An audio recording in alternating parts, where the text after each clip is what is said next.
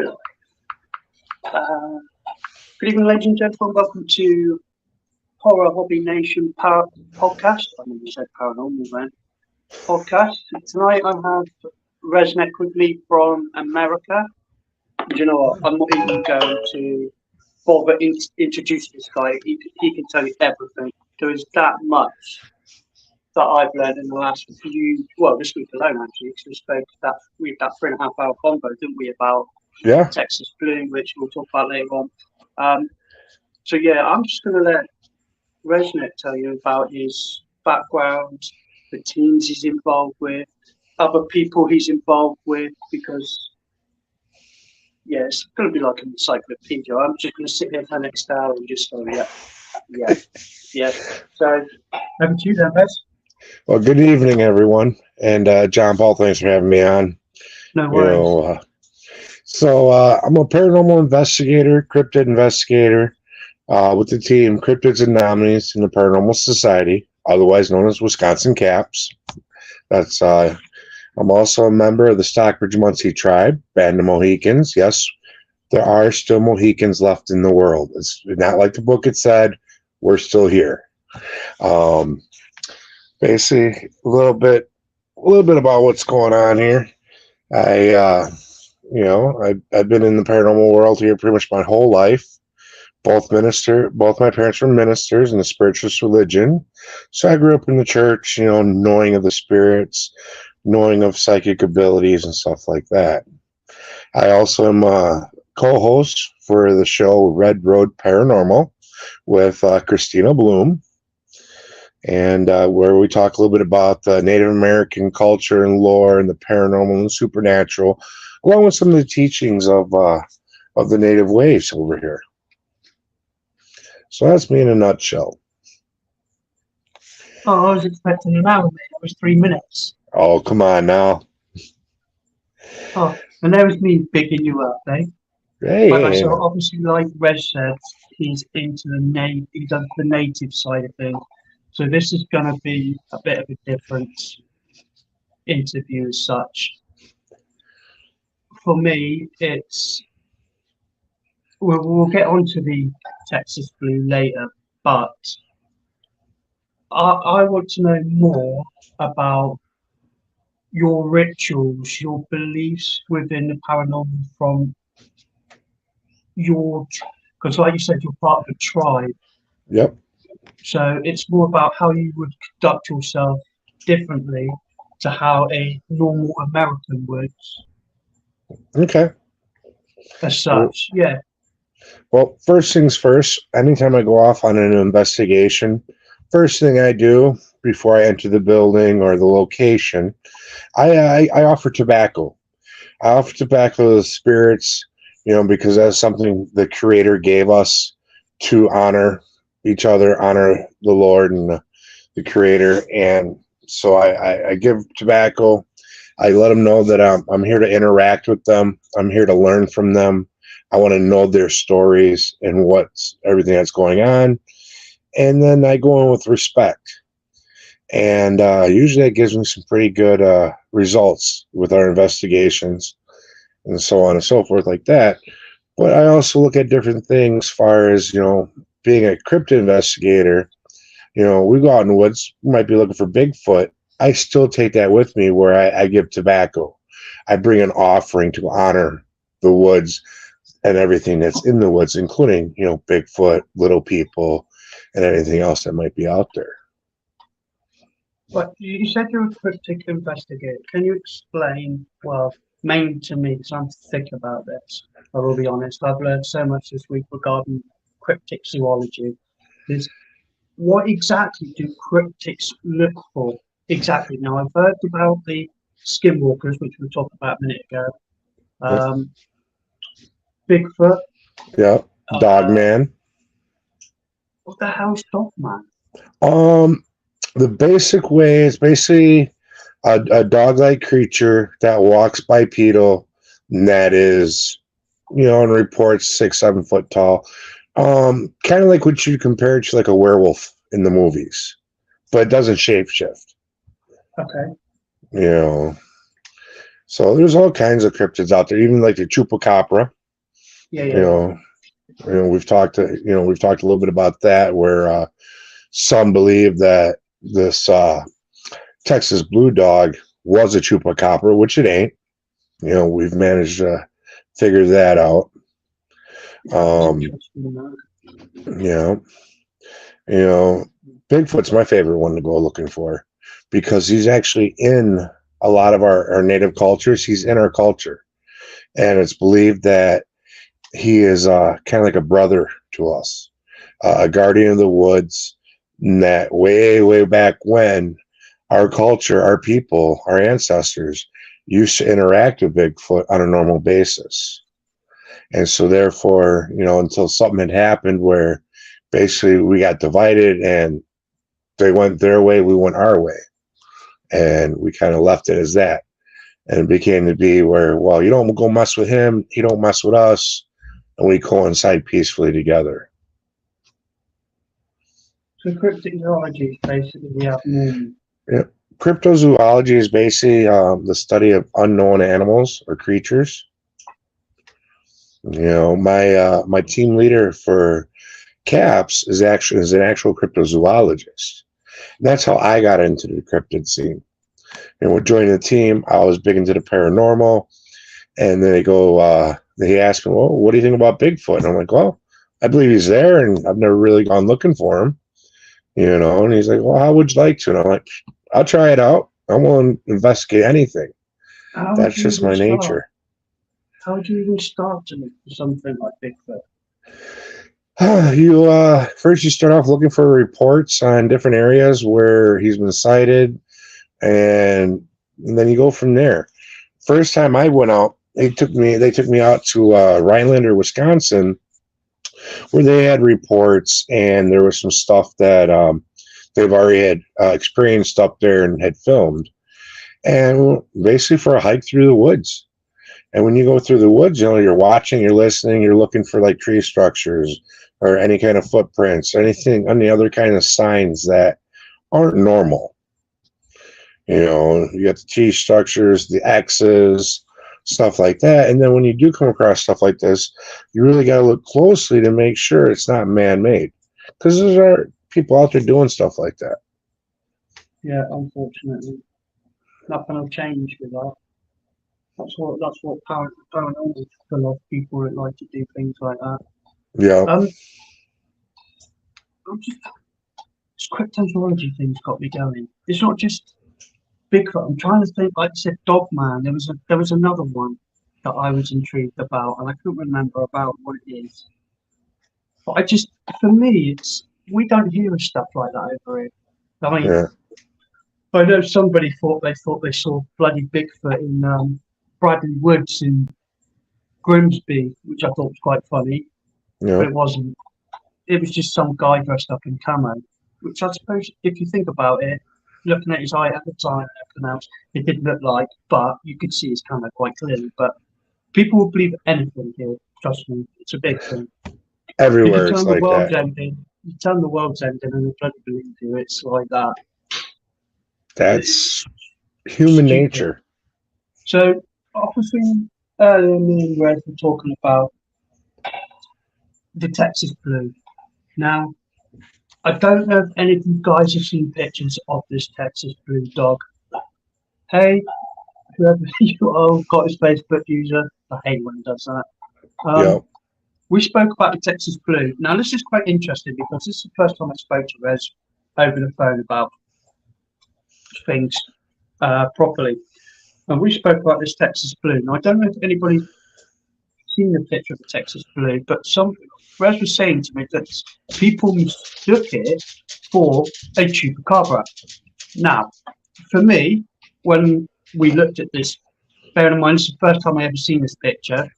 Rez actually knows the guy that owns this Texas Blue dog that was... Nope, corrections. I don't know him. I don't personally know him.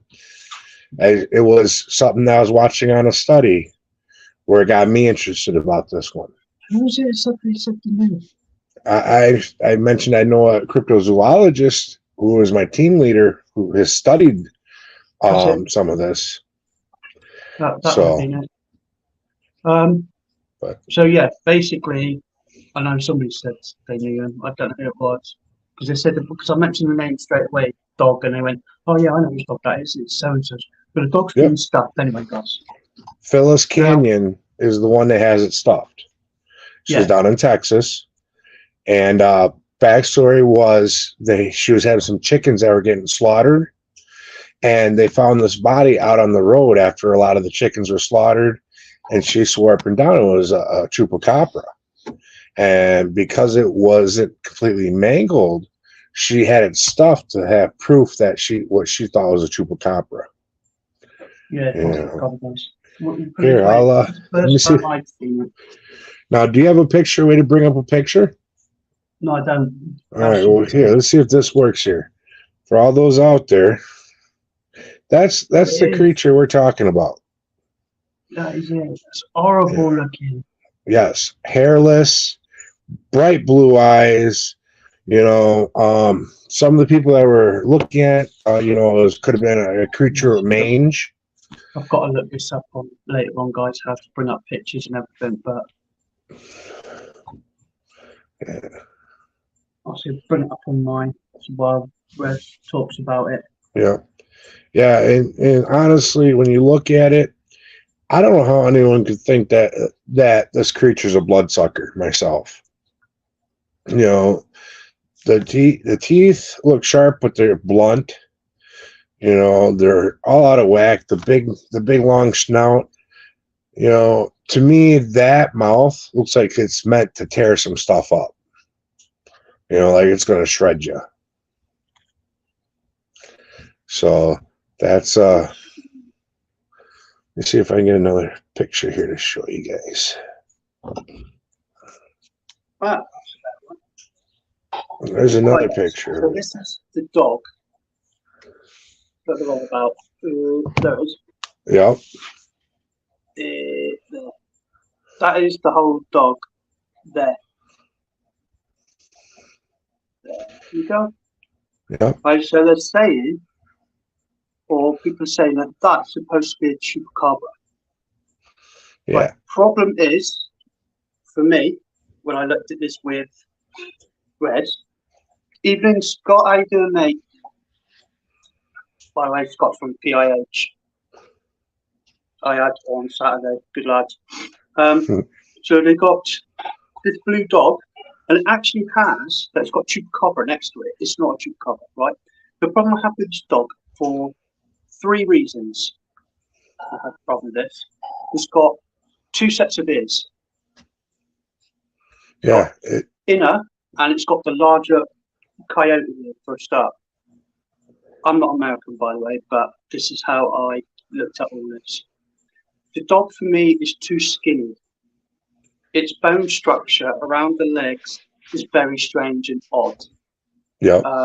And if you look at its teeth, and I'll see if I can bring one up with its teeth are intertwined. So for me, apart from its canines, here we go. Yep. There you go.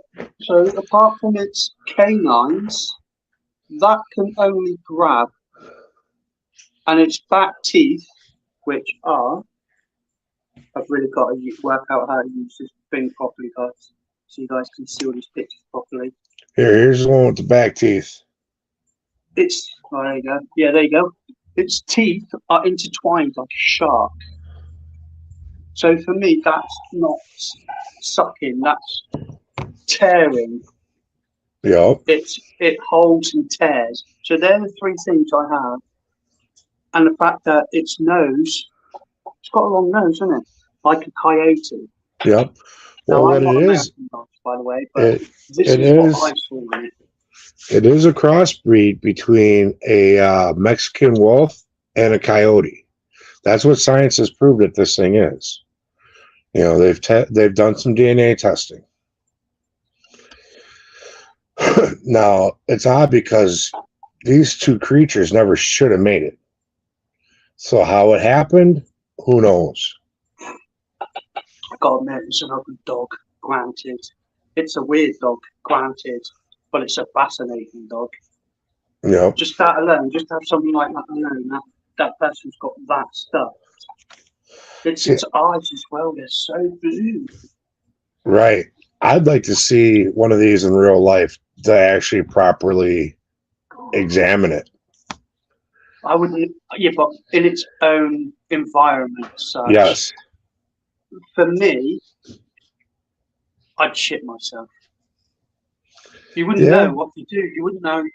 There is like no recorded behavior on it. Yeah, that's the thing. We don't know how vicious it is or so on and so forth. But be honest with you, with what we do with the paranormal and encrypted world, there's no known behavior on anything that we interact with. So it's really no different. The only difference is it's a physical creature in your face. Yeah. So going on to your paranormal then, we spoke about deleting it now. We were going to do the asylum. I'd love to do it. Yeah, we were talking about that. I would love to go to some of them asylums that we have over here and check them out. I know the hard part is everyone's like, oh, well, they're already known and they know this and know that. I personally, even though I might know what the reports are there, but in my theory, my opinion is everyone can get different information. So basically, you might go in and a janitor might want to talk to you. Or if I go in, there might be a native presence somewhere on that land or some natives that were there in the asylum at one point in time that might want to reach out to me, who's not really willing to reach out to anybody else. Or with the right crew, might end up with an apparition. So I've got to ask this now you just said that. It's what you just said then about the natives. Yep. Are they more likely to come to you than us? One. Two, wouldn't they interact with somebody like myself? And if so, why? I think a lot of them would be more willing to interact because they would be able to tell with me just because they can tell the lineage, and then I'm one of them. I'd be accepted by them. Also by some of the things that I do. They realize I'm coming in with respect and honor, where a typical investigator comes in and does their thing. Oh, hey, is anyone here? Well, you haven't done anything. You just barged into their house and started asking questions. You didn't take the time to honor them. You didn't take the time to show them that you're coming in good faith and goodwill. So that's where I think where a lot of the investigators who go out and get the information saying, oh, well, there's an evil haunting here and it's a native and they're pissed off. Well, sometimes they are, and sometimes you're misreading what's there.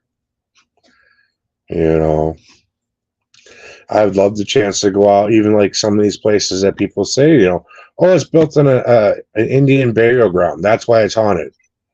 Well, in all reality, this whole continent is an Indian burial ground.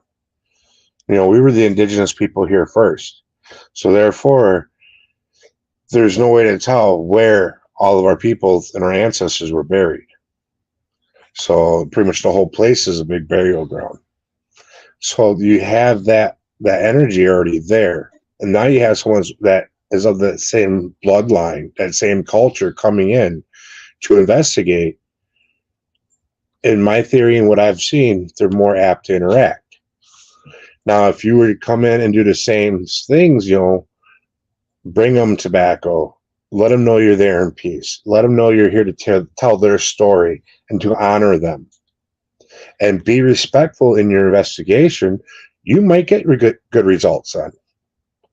Where your typical teams that come in and just kind of, I'm here, aren't going to get them same results. Or the teams that come in and start provoking right away and piss them off, they're not going to get the same results either. Chances are they're going to get run out. Do you think then, from your point of view, that would you say native spirits would,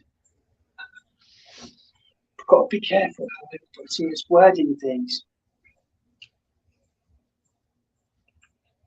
would you say they act differently to people like myself than they would to somebody like you in an investigation? Would you find, if I was to go in for me, would you say they're more, how can I put this? Oh, it's really hard to ask this question and get it right because I don't want to say it the wrong way.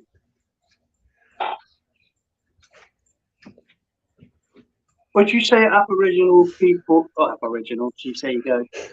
Would you say that native people, native spirits are more sensitive to this as such? So if I went in, like Joe Blogs, like an idiot, not that I would, because like you said, there's respect and you have to know your point and place within where you are. For me to come in, now, would I find it harder to, well, I'm going to point out obviously, but would they be more of a threat to me is what I'm trying to get across. For you, I know you're native, but are non-native spirits, it's so hard it is, less aggressive or more aggressive towards somebody like yourself than native people?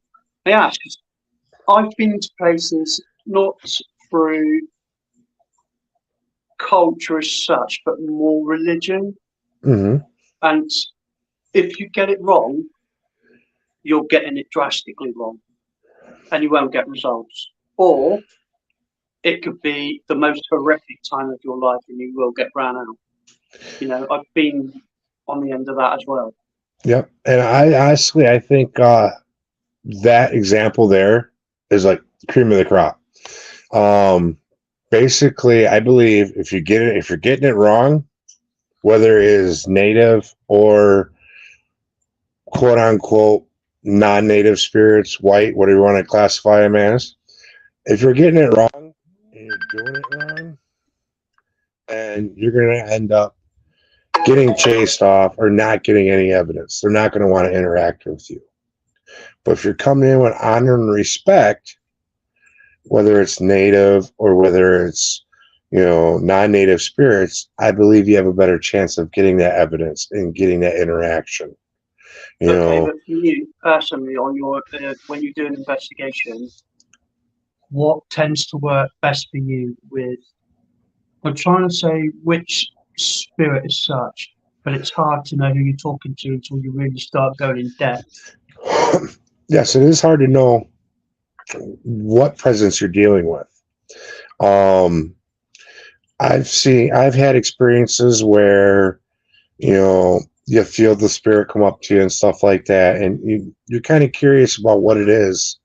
And I work with a lot of good mediums on my team who pick up on things. And there's times where the mediums say, hey, you got this big chief behind you, and they're trying to tell you something. They're trying to give you a message, and I think that pretty much anyone can have them interactions as long as they're respectful. I know you're a respectful investigator because of our conversation over the phone. You're going with the utmost respect, and you have to, kind of like the same. It'd be the same thing as if I came over there to do investigations. Now I have no ties to that land at all over there, or to the cultures. So if I come in and start doing the typical, hey, I am who I am. I'm Rez. I'm here to interact with you. I come in peace. I come in out of respect, and I drop my tobacco like I normally do. Someone on that side of the pond, who knows if they might take offense to it, or they might be willing to say, they feel it in the heart, and then the vibrations that that I'm coming out of peace and love, and I'm really there to tell your story, because that's what I think a lot of back to the native hauntings. They want to be honored. They want to be known that they haven't been forgotten. And what they went through hasn't been out of vain. you know. And there's a lot of them out there. Like we had one that came through and was talking about the land being stained and all that, and and we kind of pieced some things together to figure out how to appease him and help him and help the family that was living in this house. So, and so far, what we did, I can't talk too much about it. It will be on an episode coming up in the future on our YouTube channel. But since we've done things for this chief, things have gotten quieter and better for the family. So I've got to ask now, obviously, when we do investigations and we come across a spirit that needs help moving on, we do the love and light and help try and help it across. Obviously, my mediums do that, or I have a minister with me to do it. Yeah. But with the tribal side of it as such, how would you move somebody like the chief, for example, on if they wanted? How would is that different to how we would do it? You still use the white light. Yeah. And you basically say, hey, it's time to go cross over to the other side and be with our ancestors, be with the Creator. One of the things we use is sage. You use the sage and you tell them to follow the smoke up to the heavens. You follow that smoke up to the heavens to be with the Creator. That's one of the things that's taught in our culture. As far as just crossing them over, it's pretty much the same process. I thought there'd be some ritual behind it, being that there are some tribes some tribes do have rituals, but in the long run, it's another spirit.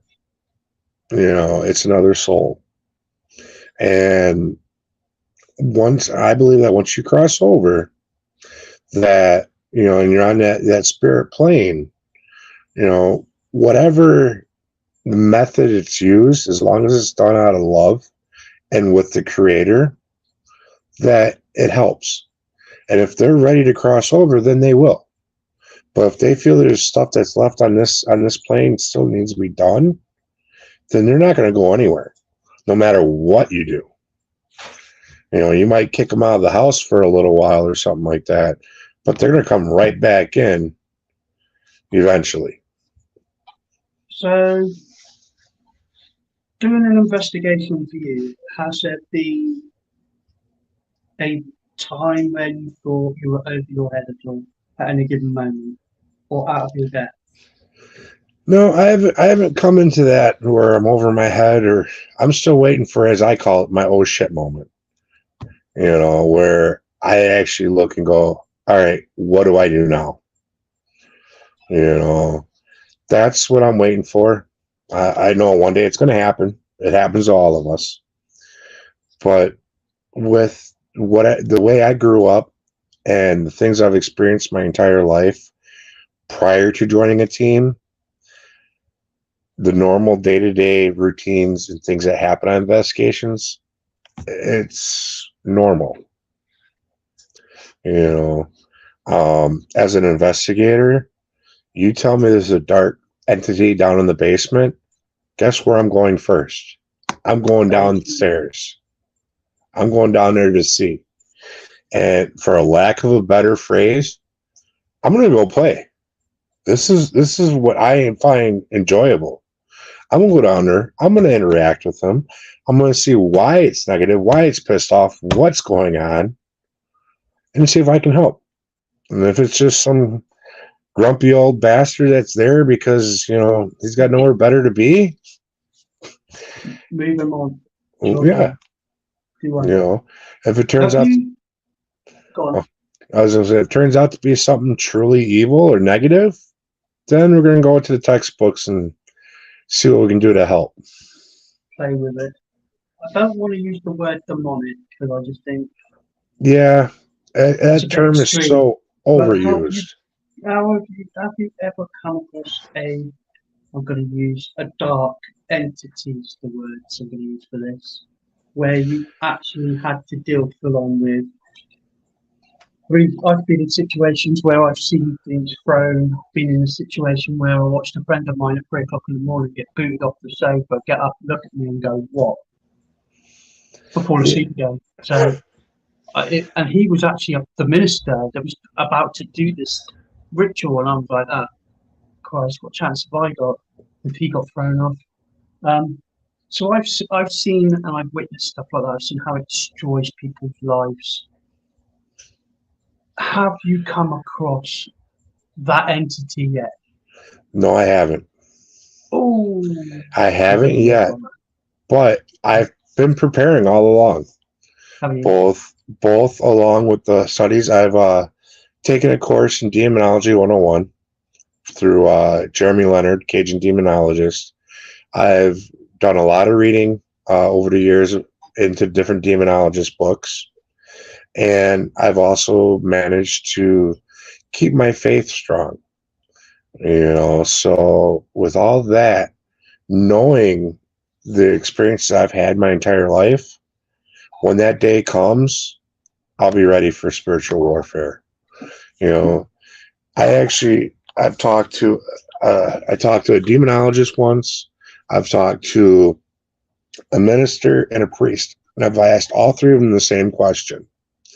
When I go into homes, and this was before I joined the team, I started asking this question.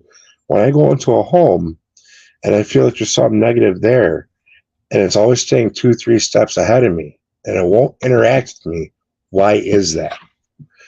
And all three of them basically gave me the same answer, because it sees you as a threat. It knows you have the power within you to make it go away. So it's not going to show itself. So by knowing that and knowing what I have done with the studies over the years, I'm not worried. Mate, I wasn't worried, but I was at the end of it when it started. I I did a house investigation with friends of mine. Good evening, Mark. By the way, sorry, I'm not ignoring you. How's it Um, going? and basically, this lady, we call her Mrs. P. That's how it's always been, Mrs. P. She had a friend who they both did spiritual stuff. They worked within the churches and they were doing the other thing as well. But they had a shop together. Now, Mrs. P had no issues with life or anything. Her friend was struggling financially and a lot of other things. She, in the end, sold Mrs. P's soul apparently to the devil using some form of ritual. Now, I got books for 4 years of her life that she documented and gave to me personally. I have the first picture that she oil painted of what this demon looked like. I've got it all in this house. It's ridiculous, some of the stuff I've seen in it. But this woman basically sold her soul to the devil, and it was for financial gain. Now, Mrs. P lost the shop, but they both owned together to the other lady 6 months later. Her husband died 3 years after that with some form of cancer. Now, when we got to the house, Mrs. P, in her 60s, very shaken, really shaken, very timid, um, scared, everything. It was shocking to see how this lady really was. Upon entering the house, you could feel a darkness, a sadness in the house. Um, Now, obviously, I worked with the medium very closely, and my ex-partner at the time, she went upstairs and worked with the other medium. We went into the kitchen, and you could see there was an issue with. She had her husband's ashes buried in the back garden with a tombstone, and his spirit was struggling to get in the house because of these spirits. Now, upon entering, like I said, there was a definite darkness. Now, we entered all the rooms in the house, and we could see barriers that were put in place by spirits to stop others coming in. Upstairs, she had one above her bed. Um, it was like the entity. It was sexually harassing her at over the age of 60. She was. There was one in her spare room, and there was one in the room that the girl slept in that night, uh, above the wardrobe. Really weird is how it was. Downstairs, where we slept in the front room, there was one in the corner. There was one in the kitchen. There was one in the balcony area, like an extension area where the door went into the garden where her husband was. So you could see the spirits. So I caught pictures of them too as well. But when we got into it, into like 7 or 8 hours of investigating, we hadn't been attacked at this point, none of us. You could see that this one spirit had multiple personalities. So somehow this dark entity split its personalities into different rooms. And in these books, she describes, I think there's 27 different forms of her getting sacrificed, as in weddings. The best one that comes to mind at the moment is she's dressed all in white. It's a Japanese wedding, really weird. She's about to be sold to the devil. And she said, all of a sudden, a soldier comes along and chops the heads of all these women in a line down past her. So all their blood goes onto her as she's about to be given away as a ritual. I'm like that. Where the hell do people get this? She suffered for 15 years with all this. The last thing I remember, because I was actually attacked in this towards the end, we've got it as the SLS wasn't, it's not, how can I put it? It's not 100%, but you could see the demonic presence in the front room on its last legs. Now it turned into the form of a dog and was trying to enter around my legs. We've got video footage somewhere where it's trying to enter into my leg area. After that, it all went. After about half an hour, it all just went boom, really weird. I can't explain it to you. But within 12, 14 hours of us entering the property, Mickey Famusha, I've got in the second half of the year coming on. He did all the blessings with the house and everything. And the first thing that happened was we were in the front room, and her husband, who couldn't get in to protect her, you know, because of the spirits back in the passed on, said to her, his first words apparently was, "I'm sorry for being a dickhead. I knew I shouldn't have drank." Apparently he was a violent alcoholic towards her. But that was his first words, to apologise to her. Oh. And I was like, wow. So that was the first thing that got me. And then Mrs. P was in the front room crying her eyes out. How everything had changed, how, you know, her husband come through. And she started telling us stories of how all this happened to her, why it happened to her. And it's just, I couldn't believe it to start off with, but I started to see it all as the investigation went on. And I find it hard that people could do something like that. But I can tell you now, I haven't spoken to Mrs. P for about 2 or 3 months. I can tell you now, she has a new car. She goes out every day. She sees her friends. She's been on holiday. She hadn't done this for 15 years. But now, it's amazing. But it was how her husband came in. Now, she went to a spiritualist church. Now, guys, I don't advise these spiritualist churches because I'm a bit iffy with them myself. I've been to one, and I've met a lot of spiritualist like people and mediums. I've never had a reading off them because people found it hard to read off me and my friend at the time. There was just some form of block that we could use or whatever, and they struggled to read from us. But she went to a Pacific group for 15 years, and she did scrying.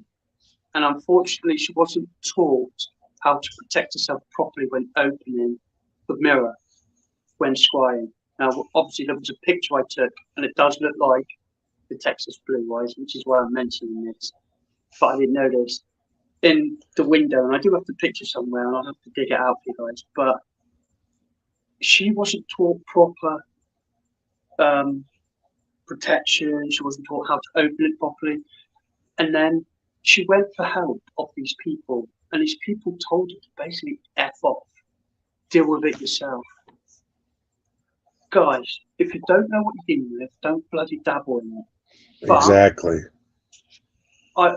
people go on about Ouija boards. Ouija boards are a big thing. Right.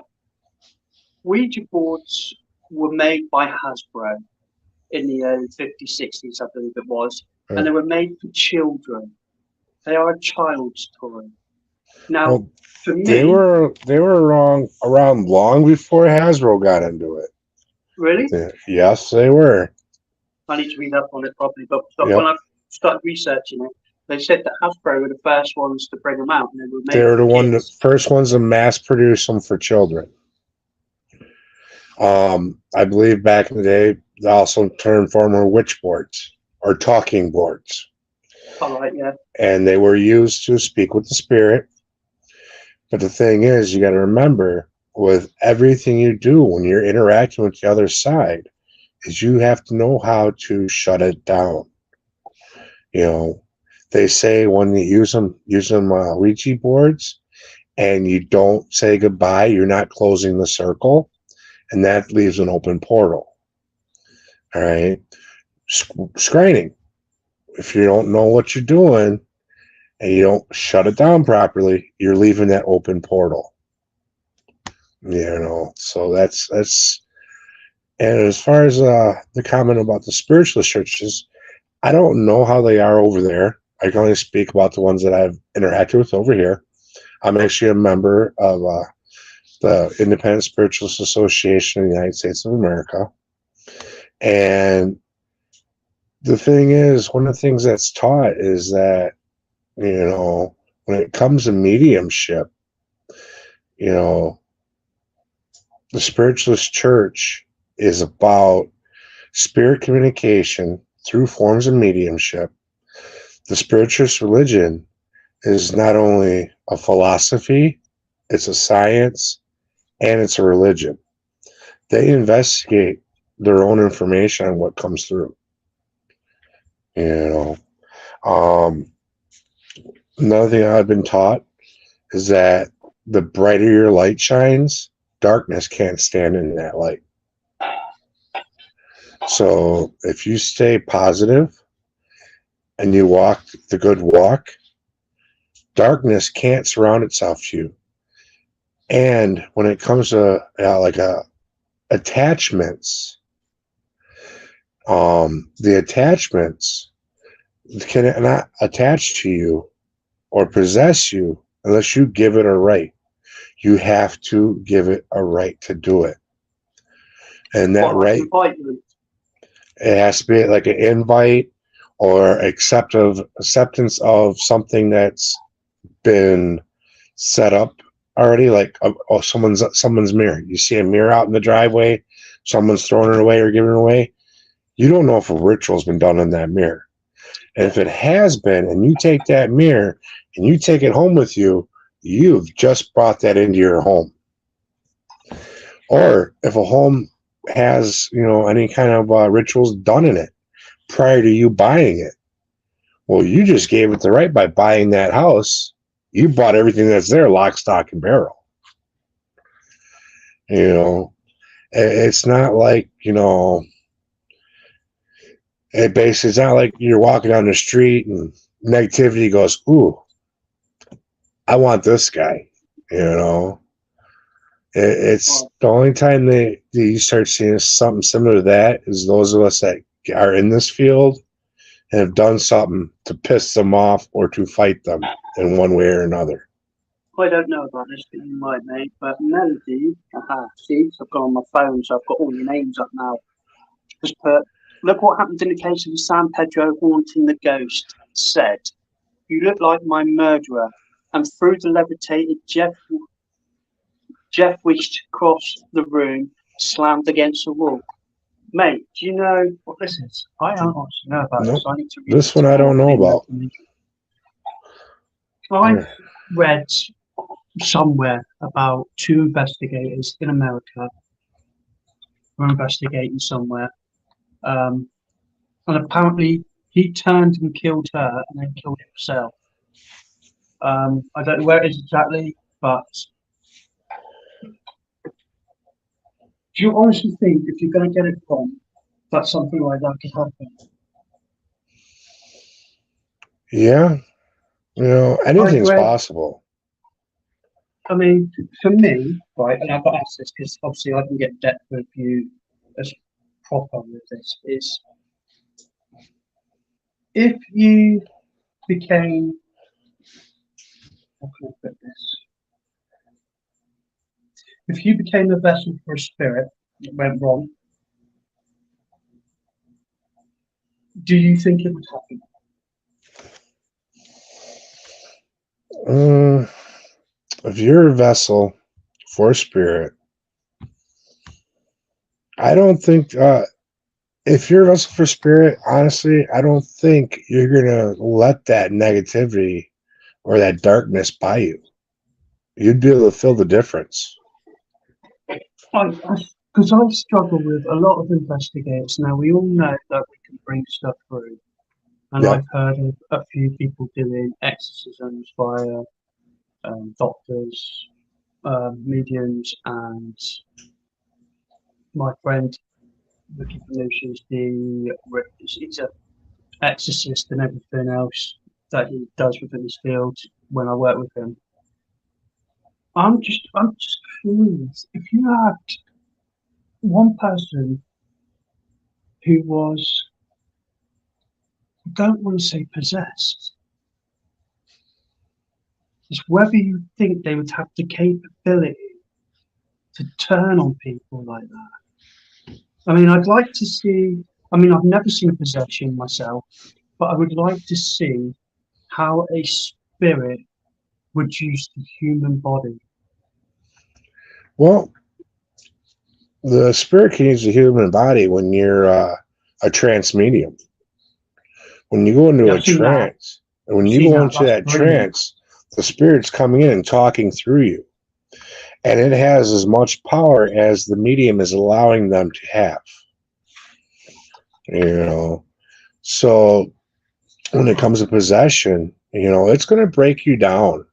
They say, it starts off small, little things start happening, and then all of a sudden you're so weak and broken down that you just want it to end. So you finally just give in 100%, and then they take control of the body and everything. But there's also, a perfect possession is where the person wants that to happen to them. Yeah. They want to be possessed by this negative entity, and they allow it to happen. They basically ask for it. Right now, I've been in this situation, guys, with the possession thing. Dan, who's on, Dan Jackson, he's one of my team members, might remember it as. And I lived with my ex-partner in Market Racer, basically. There's two houses. We lived in the bungalow at the top, which was her grandparents, and then her parents lived in the bottom house. Now, from what I hear, her mother dabbled in the old witchcraft side of things. Now, apparently, she summoned some spirit through a mirror. Now, I've never seen this until I saw the pictures, but it was coming from the mirror at the house down at her mum's, and it was jumping through that to the mirrors up at ours. Now, I was the first person under attack straight away by this. I thought it was many of things. I just had my first COVID jab. I was ill off it basically, and I thought, you know what, this is too much. But there was other things affecting the household. Now, it attacked me, we think, and I was hospitalised for 3 weeks, so I was out of the picture. But then it turned on the kids, and it turned on my ex-partner at the time. And being drained is an understatement. It didn't make us do things. It was the way we acted towards each other. It was violent and aggressive. And I tell you one thing it fed off, negativity. Oh my God, if we got Yep. into an argument, Jesus, it became stronger. But Mickey came in, as he does. took some pictures, showed us a picture. Somewhere on my mobile phone, on this phone, I think it is, I've got a picture of him taking a shot over his shoulder, and it shows you this headless figure. And I was like, that, what the is that? Never seen one in my life. He said, that is what's jumping from mirror to mirror between the two households. And I was like, that, get rid of it. The mirrors And the are worst thing connected. about it was, we went down to her parents' house in the bottom of the garden. They had a big 2-bedroom place. And on the television screen was the prints of hands like that. And these people are like I said, these are like 67. So there's no chance they're just going to go up to the TV screen and do that. These Right. prints appeared during the investigation we were doing at that moment in time. I saw these prints and wow.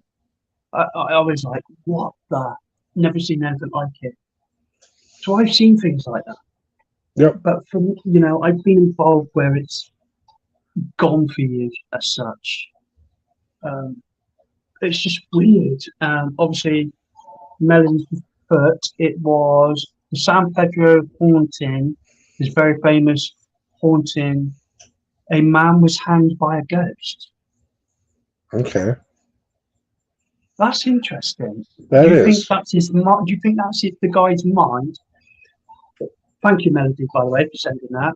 Do you think that's his mind, or do you actually think the ghost had some form of control on him? Ooh, that's a tough one. Not knowing the back history, I'd have to dig in a little more to this. I would as well. That seems interesting. It's on Amazon as well, by the way. I'd have to think that spirit had worn him down to the point where he couldn't take it no more. So that's interesting. I don't think that is. So I actually think that it's a possession sort of thing. That's what I'm leaning towards. Sounds like to me, and that they'd worn him down to the point where he was done, hung himself, committed suicide. But back to your story here, you were the first one taken out of the equation. Do you understand why? You're the stronger one. She was the weaker one. So therefore, take you out of the equation, got free reign with her.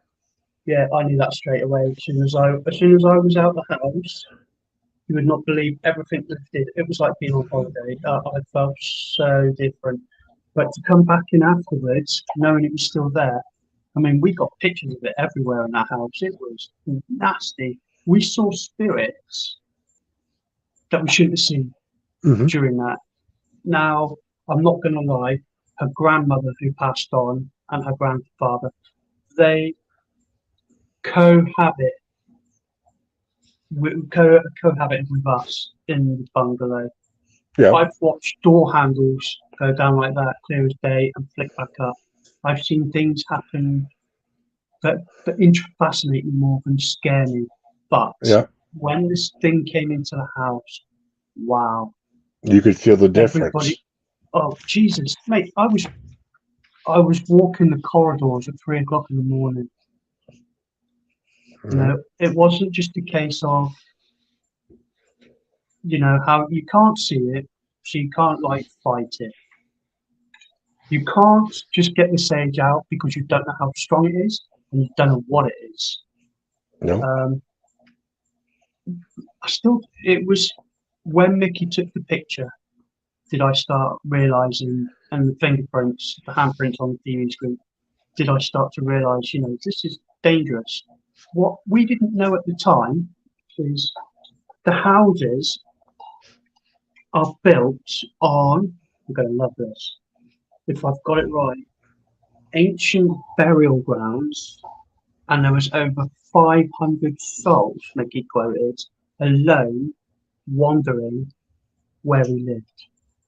Plus, there was an old, what do they call it, war camp, not refugee one, but concentration. That's the one. They had camps like that during World War II. And there Okay. was one literally behind where we lived in the woods. I've done all the hunting on that, got some brilliant pictures and stuff on that. But when it all come together, it was like, what's going on? What's going on? Yes, she brought this thing through, but everything changed, not just the house. Outside changed. Now, obviously, all these spirits, yes, they're lost, but there's a lake, freshwater lake out the back, and I fished it regularly. Yeah. You know, it was peaceful. Everything was in sync. You brought the spirit in, and everything went Yeah. like a bomb. You Like- took the harmony away. Everything Like, it was was living, amazing. coexisting in harmony. It's And just then- amazing to be in that. I say amazing because it is amazing actually to be in that situation. But I can tell you now, it's not amazing. It is dangerous. Anything could have happened. We were lucky we all had bungalows because the kids are being pushed. Not only were the kids pushed, there was bitings, punches, kickings. Everybody got it. Now, if there'd been stairs, I've got a feeling it's stairs would be used. Yes, Melody, it is. And to make it worse, we had electric pylon lines, telephone wires going over the house as well. So we had everything for the perfect conductor for spirits. But there was over 500 plus lost souls. It's shocking to know that, yes, all these souls were lost, and they were lost. But to bring a dark entity into the mix, I mean, Dan will tell you, you know, we had Dan come up. Dan didn't come up much, but when he came up, he always felt things because he was like a training medium, same as my ex-partner. Now, I'll give you an example of Dan and my ex-partner. We bought some parts from an old Spitfire from a collector. Now, me, Becky, and Dan collect a lot of military things because at that time we thought, oh, we'll go down the military side of things because it'll have history, it'll have attachments. Yes, they bloody do. We got caught with it. Yeah. I didn't. The other two did. We bought these Spitfire parts, and Dan's got them now. Put in the box. We bought them home and everything else, and Dan and Becky sat there, and they both said they both felt like they'd been shot in the head, and they could describe parts of their body. Well, it turns out the Spitfire pilot went down. He crashed. He got out. But the Germans had shot him, literally executed him. And I was like, wow. Absolutely brilliant. Dan's got the bits. He won't take them out because they are bad. Yeah. I mean, I've got all sorts. I could show you what's the name? I've got a debut box here now. Yep. You've I've seen seen your debit box. I've got my debut box. I'll tell you what, I was shocked. It's just a little boy. Mm-hmm. But the shocking thing about it is more of the picture. It's the teddy bear on it for me. Are you there alone? Yeah. So I just seen a shadow move in the back. Be over your right shoulder in your picture, like a head of a shadow. Yeah, one of the kids. I got 6 children, an old lady, and a young lad from a debut box and a dog with me. Well, I remember So quiet. the one from the debit box. I remember him, and I remember the old lady because she was kind of crabby at the time when you're doing your live stream. You know, but yeah, I had quick shadow movement. Hi, Christina. She's finally here. Yeah. So I got the pleasure of obviously interviewing Christina on Wednesday. But yeah, Well, that's my bestie there. It's weird, isn't it? How you just picked up on that. We were talking about that box. Mm-hmm. And yes, Melody, going back to what you just said. I do want to say hello to Greg Koss. I see he commented on here too. Yes, he did come up. Yep, I know Greg. Like Melody's just put here, we've only touched the tip of the iceberg in the paranormal world till we are on the other side. we can only guess what is going on. Yes, that's so true. And do you know what I keep saying? I say it a lot. I've said it to the last two guests. What would fascinate me is if we went to when we get to the other side, 'cause it's going to happen eventually, is we investigate the dead. I wonder if the dead investigate us. That's a good question. I know there's a team that's about to be on my show. I'm supposed to record with them this week, so it should be out in a few weeks. They have an afterlife team that they work with of Yeah, psychics that helps them with solving cold cases. So you never know what they're doing on the other side. I know mediums can pick up on things, but they don't have all the answers. But it'd be interesting to know if that's real. Yeah. I'd love to see. I mean, don't get me wrong. I'm not frightened of death. I know it's the most unexpected thing, but it comes to us all. Like I say to many people, and a lot of people who I talk to who watch these streams, and people that have been on my hunts with me say, we're scared to do these things. There's nothing to be scared about. No. I'm scared more of the living than I am the dead one, because you're unpredictable. Yeah. The dead don't bother me. The dead have stories to tell. They have messages to give. That's what fascinates me. The living are just a bunch of, you won't go there, but it's a capital C. I agree with you there. It's just the way it is for me. I've changed since I've done paranormal in the last 7 years. Me as a person, I've changed a lot. I used to be the clubbing type. I could go out and make friends with anybody, not an issue. Yeah. Now I'm more, how can I put it, withdrawn. Yep. And I don't have many friends now. Not because I don't want to, it's because of how I am. It's who I want to be. I read something a few days ago about somebody saying, the bigger your circle, the more open-faced you are. The smaller your circle, the more you know. And I was like, what? How's that all done? But yeah. Yeah, it's not about the number of friends you have. It's about the quality of friends that you have. And when you have that smaller circle, it's easier to see who's true, who's honest, and who really is a true friend, who's really there for you. I'm just reading a comment. Melody again. She's put, the spirit box is a radio station. You can see who or what is speaking, so never take the voice for face value. See, I quite believe in that. Doing an investigation myself, many investigations, I've done over 2,000 now. The best one would be child spirits, baby spirits, spirits of babies. Now, Dan was there because we did this at the Forge, Dan, Working Top Forge. Dave was there, so was Lee, Jenny, and another friend of ours, Sarah. Right, we did Working Top Forge. We went into the forge, right, and I'll tell you now, nothing. Not a dicky bird. We started investigating the blacksmith area. We've gone upstairs. They found a coffin. I didn't see this, but they found a coffin upstairs. Really weird. And I was like, all right. So they've got cameras up there and everything. We're actually on an investigation with our friends. Haunted.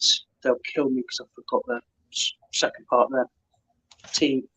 But they did this investigation there with us, and we've come downstairs, and I went in there on my own. I took in the dog, the silent dog, and I took in 2 REM pods to set them on the front. I used my, at the time, Justin's got it now, is my full spectrum camera on the door. So I've gone in the doorway, and I'm looking straight into where this metal shop work thing is. I got attacked there. As we've gone in, you go in, 10 meters, turn left, there's another doorway about 20 meters in front of you. Dave, me, and Dan decided to catball it for, can't remember the special name. Ghost balls, spectral balls. That's the ones. I would say in case Dr. Heatherly's watching. Special name for that. Yep. So we've got these Spectral catballs. balls. We've got these catballs going up in a line. Right, and we're getting responses to these catballs. Now, the picture is actually on Facebook page, so put it up there. When I took the full spectrum picture, I didn't expect this. Now, we thought we were interacting with kids, or at least Jenny did. It turned very strange. As in, we started, I was attacked first. When I say attacked, I was slapped. Just a normal, like, hand on the face, move out of the way sort of thing. So I thought nothing of it. It's not, for me, that's not an attack or an assault. It's get out of my way. Right. So that's how I took it. Dave came through the door, and Lee came through the door, and Dan came through the door, and then Dan got something. And this is where I had to start thinking, because Dan's one of my training mediums, and he feels everything like me. Being an empath, I start to feel the pain. You could feel the sorrow. It was all coming through. We knew the kids were there because they were behind us, but we didn't know why. And we thought we were talking to the kids when all of a sudden, I'm pretty sure it was Dan or Dave, one of them went up to the doorway and got pushed. Now, this thing didn't want us there clearly. That's what it's there for. Don't want you here, leave. Yeah. When we looked into it closer, the history, I didn't know this, but there was a child killer there. And he killed kids, basically. But I didn't know nothing of this. I would have thought of it. But it wasn't until I had the picture on my laptop did I see where I was stood and pushed was the face of a bloke. And all you can see is this bottom part of his jaw and his nose, but he's laughing at me. Where Dave and Dan were was the main character, and you can see his full face. Okay. But we thought we were working with kids, and we were tricked into it all. And then all of a sudden, half an hour, 5 minutes later, it turned.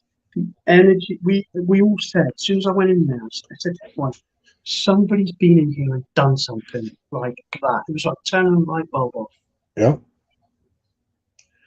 And whatever it was, Jesus, it came at us full force. Yeah, it got tired of playing games with you and showed its true self. Geez, that was an understatement. Our fate provoked it. We started to use words of its nature, I would say, to try and see if it would come out and play more. But once he knew what we knew about him and who it was, we just sat there waiting. You know, every time they came through the door, people were getting hit, touched, and all sorts. I did a video. Was his space. I did a video of the same area. 10 foot. They had a load of girls doing the Ouija board in the main area where we put all our kit. And as they're doing this Ouija board, I'm filming and I'm doing this on my phone. All of a sudden, we see this massive black shadow appear over their heads. All of them. And I say to everybody, surely that's not right. Oh, here we go. Dan's just asked me a question for you, actually, now that we say all this. It is a personal question from you. Okay. You ready? Yep. Right, so, has Bobbie had a relative pass within 5 years and had brown hair at the same time? Cancer. He wants the same male. Within the last 5 years? Yeah. Male, brown hair? No. Not of cancer. You're getting it down, but just not there. You're almost there. You go back a little bit further. So it's time difference then. Yep. Oh, not bad, Dan. That's a good guess. That's Dan watching you. Yep. Like I said, he's training, so he's a lot younger than me, and he's doing well with it all. And he's just told me, he said it was Dave that was pushed. Now, me and Dave aren't school lads, and we both got hit that night. But everybody's got to realise when you do investigating, you can't take face value what you're dealing with. A lot of people I know go in and go, oh, we spoke to a baby. Rule number one, everybody knows. Yeah. Dark entities will come across as a baby to get your attention. That's how it all starts. Yep. The most innocent. Yep. And believe it or not, there's a lot of people out there. It's funny, it really is funny how people out there believe that they are talking to a baby. Yeah. Sorry, guys. Well, that's what cracks me up about all these shows you see nowadays, either on YouTube or on TV, talking about right off the bat, oh, it's a demon. It told me it was. No. If it really was a demon, it would not tell you that, because by telling you that it is a demon, it's giving you power over it. So therefore, it is not. It is probably. You have to guess its name or something for a demon. Yeah. You have to know its name, don't you? To gain full control of the demon power. You have to know its name. Yeah. And you have to shout it 3 times? Don't want to be specific about that. Yeah. Do the research. Yeah, people research. Yep. But the thing is, a demon's not going to come across, or a negative entity's not going to come across and tell you it's negative and it's nasty right off the bat. A lot of times what they're getting are spirits that might be angry or don't want to mess with you. So they figure if they say, come across bigger and badder than what they really are, they'll scare you away. Then they don't have to deal with you. Where the true evil, the true negative, they're going to come across as innocent as possible to lure you in, for you to gain that trust, and for you to take on that right, R-I-T-E, that right. And then they have you in their grips, in their claws. That's... Demonic presences are strange. Yeah, some of them have to be invited in for a start. Yeah.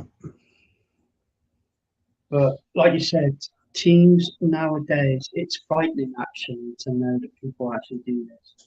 People think, we went to Doncaster Air Museums to do an investigation there. Our investigation turned wild that night. We had 3 people from 3 generations, from 3 different eras. It was absolutely phenomenal for us. But while we were there, the team took round another group, because I brought in my whole team. We were allowed to separate, and we had a couple of their members learning from us at that time. But one of the guys came shouting out, I'll never forget it, oh, we just did a spirit box and we got Bobbie. And I was like that, who? Who? Right. So we all decided in the second half, we're going to go up and have a go. We went up, and all that happened was Fatty got stuck in the cockpit of a bleeding fighter jet for half an hour. Right? That's what happened to me. There was nothing up there. But it's really annoying to know that people fake so much crap. Like you said, I won't lie, guys, right? I don't watch any paranormal shows. I watch podcasts, yes, but I will never watch paranormal shows. Simple reason is you are too easily influenced. I conduct my investigations very oddly. A lot of people tell you I'm not your typical investigator, and I'm not. But I don't watch these shows because I don't, like you said, Rez, I can't say, I don't want to mention shows, but you get people that will put on straight away on their live feeds, oh, demon attacked already. Yeah. Sure. You're 10 seconds into your life, mate. Where's this demon? Yeah. There's so much negativity. I mean, people will tell you that I can destroy, and I do destroy, the British teams and paranormal scene. I have seen so much of it. I'm quiet and reserved now, and since I've done that, I've managed to get onto TV and I've managed to get some papers on my own, being quiet and reserved. But now I'm doing this show, I'm speaking to loads of people and I get everything out and I do lots of things. Power Unity, guys, please just do not get me started with Power Unity. Right, the worst thing that's ever made. Then you've got people faking things, teams. Now, you've got real investigators like when I spoke to Dr. Heatherly Landon, obviously when I speak to Rez, we're real people. We go out and do the real things. Yeah. Guys, TV is nothing like an investigation. I don't care what you say. Like Scott and Matt said on Saturday. Is entertainment. Plain and simple. You will get bored in an investigation. It happens. Yeah. I've been to an investigation in the Weatherlight and I've done 12 hours. Me and Dan did 12 hours on our own, hosting 40 people at an old RAF base. We didn't get much through that night. There's telltale signs for sale, sulfur. But it's not. We found out that basically one of the female officers hung herself in that room. But we couldn't say because there was no evidence. Yes, we had the smell of sulfur, but this is when me and Dan first started. We spent 12 hours doing this and we got nothing. We didn't big it up to have anything. People at the end of that night, oh, they loved it. It's brilliant. They were so understanding. Then I've been with people to other events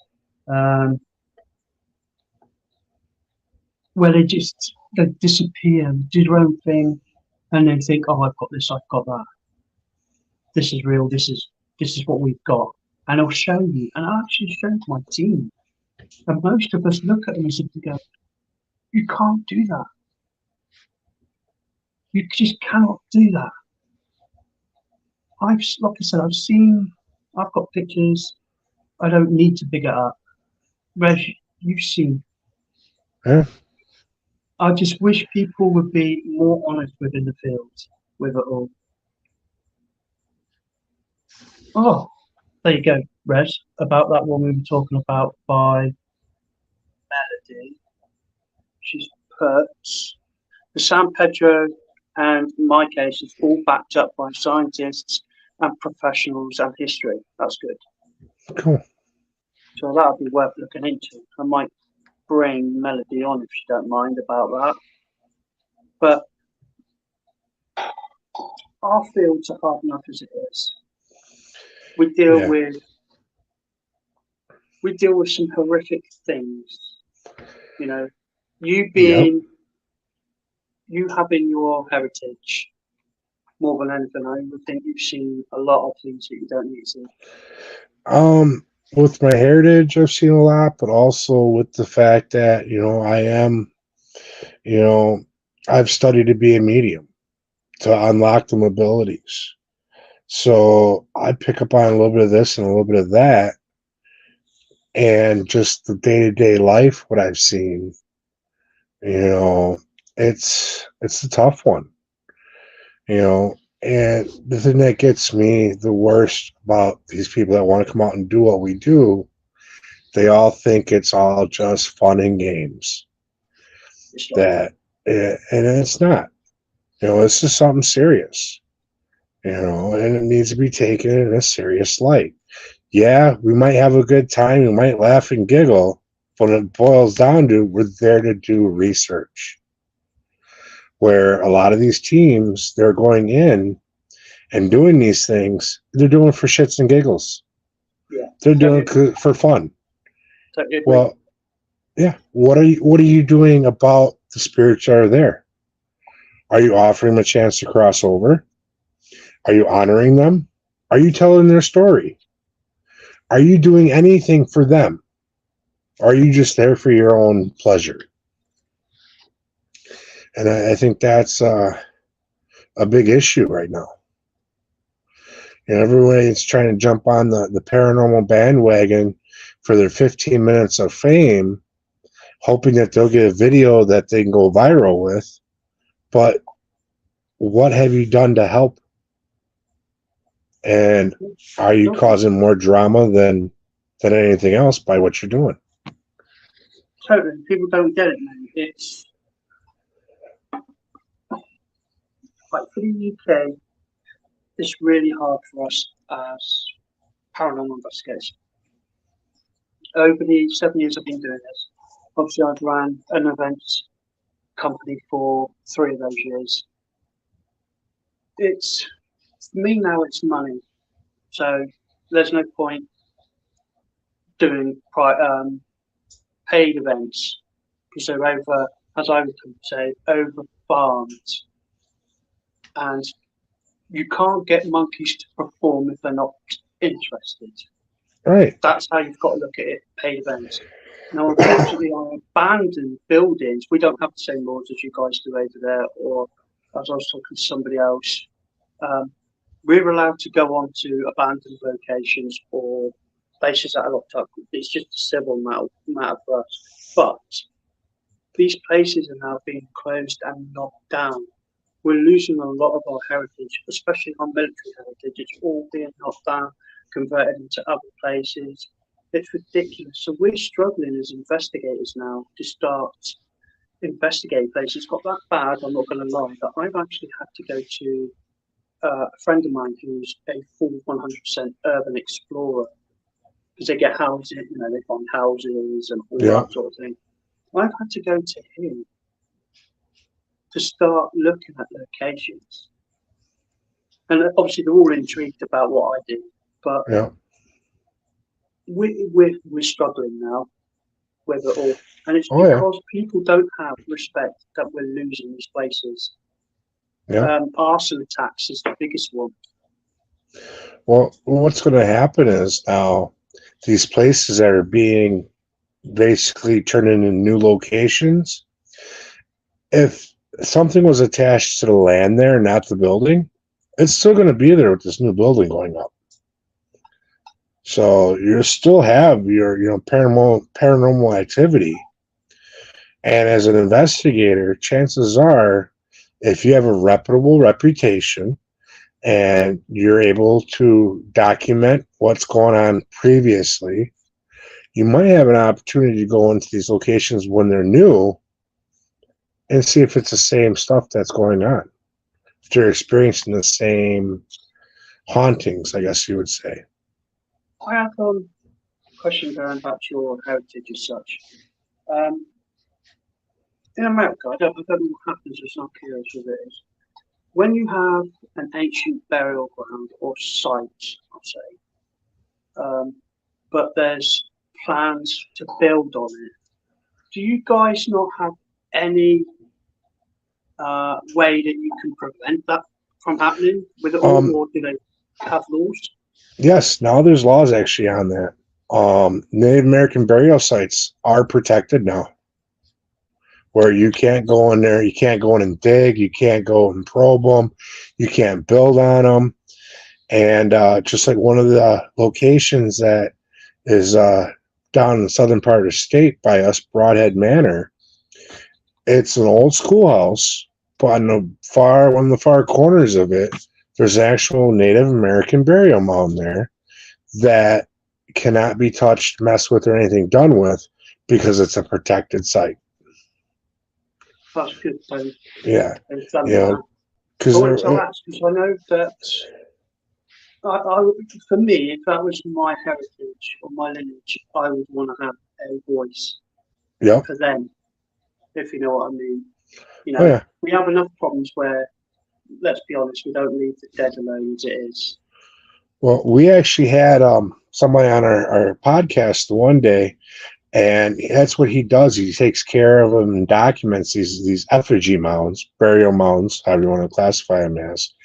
And he remembers what got him started is he was a kid, and they took him out to these effigy mounds through a school project, and he goes, the weirdest thing was they had skinned a piece of this back, and they found a native lady that was buried there.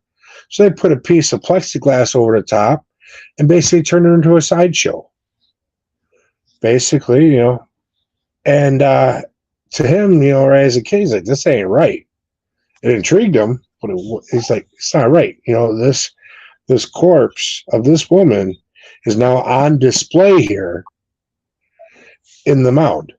You know, why would you do that? It's funny You you say that. know, There's a corpse on display at the local museum. yeah, And I was like, that, you can actually see we this have them corpse. too. And I'm like, that, why would you do that? I mean, I Yeah. get the point of donating yourself to science, but that's science, not to be. Yeah. I mean, would you actually ever settle? You've got to think of it. Would your soul or spirit ever settle? It depends on your beliefs. Mine personally, once I'm done with this body, this meat suit that we're in, I don't care what happens to it. My soul's free and I'm gone. Drop me off at the bottom of the sea if you want. I don't care. Yeah. Cremate me, throw me around at the party, whatever, you know, I'm cool. You know, but, you know, my soul is going to move on to the other side. And if for some reason I decide to stick around on this side, y'all better watch out because I'm coming to play with y'all. Yeah, I'm gonna be that jokester spirit, the trickster, the one that is going to be moving your keys when you're not around. And you'd be like, man, I know they were just there. Well, they're not there now. I say to Dan a lot, whether on investigations, Dan say it as well, I'm going to be the first person to get caught strangling Casper. See, when I get on the other side, I'm going to be the first person caught strangling you lot. Think I'm joking? I'm coming. Right? It just, I know we joke about this, but we can joke about this in. We've been there, we've done it, we've seen it. Apart from the crossing over, we have seen it. Now, there you go. Dan's just put there. That very true. So he knows it's me. We can joke about it, like you said, but investigating is quite serious. It is. People, I don't. Right, we all know. I mean, there's a few people now watching this. I guarantee you guys that 90% of you investigated. Now, I get Daniel to do most of my research. I won't lie. We call him Google. If you do not research a location, you haven't got a clue, and you shouldn't be at that location doing whatever you're going to do. I don't care who you are. You have no rights. As an investigator, so obviously I turned investigator empath. I do a lot of research with Dan, and we do a lot. To go on an investigation for us, we could research for 3 to 4 months before we even hit site. You know, people have to understand when you do things like this, it's not a job, it's enjoyable. That's how you've got to look at it. 1. 2, it's fascinating. Yes, there is a lot of research to do, and research, as Scott Mathewson said from Paranormal History, said on Saturday. It's all about research. If you do not research a location, then go to your location and go, what are you looking for?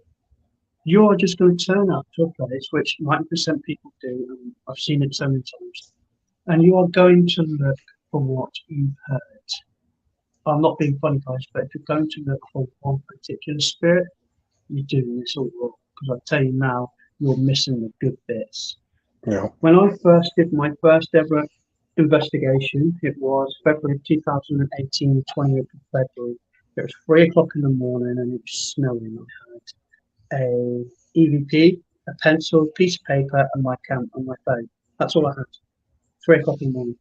And I was in the woods. First ever one I ever did. And when I was out there, I won't lie, I moaned because it was cold. But the guy I was with, who was teaching me at the time, was showing me the ropes, was telling me there is so much involved in investigating. You have to have patience. It's timing. It's key. You're not just there to look. You research, which is what I did before with him. He took me out he then showed me how the equipment worked. He told me this is a serious thing, and you couldn't go around laughing doing this, you'll never get nothing. And he's right.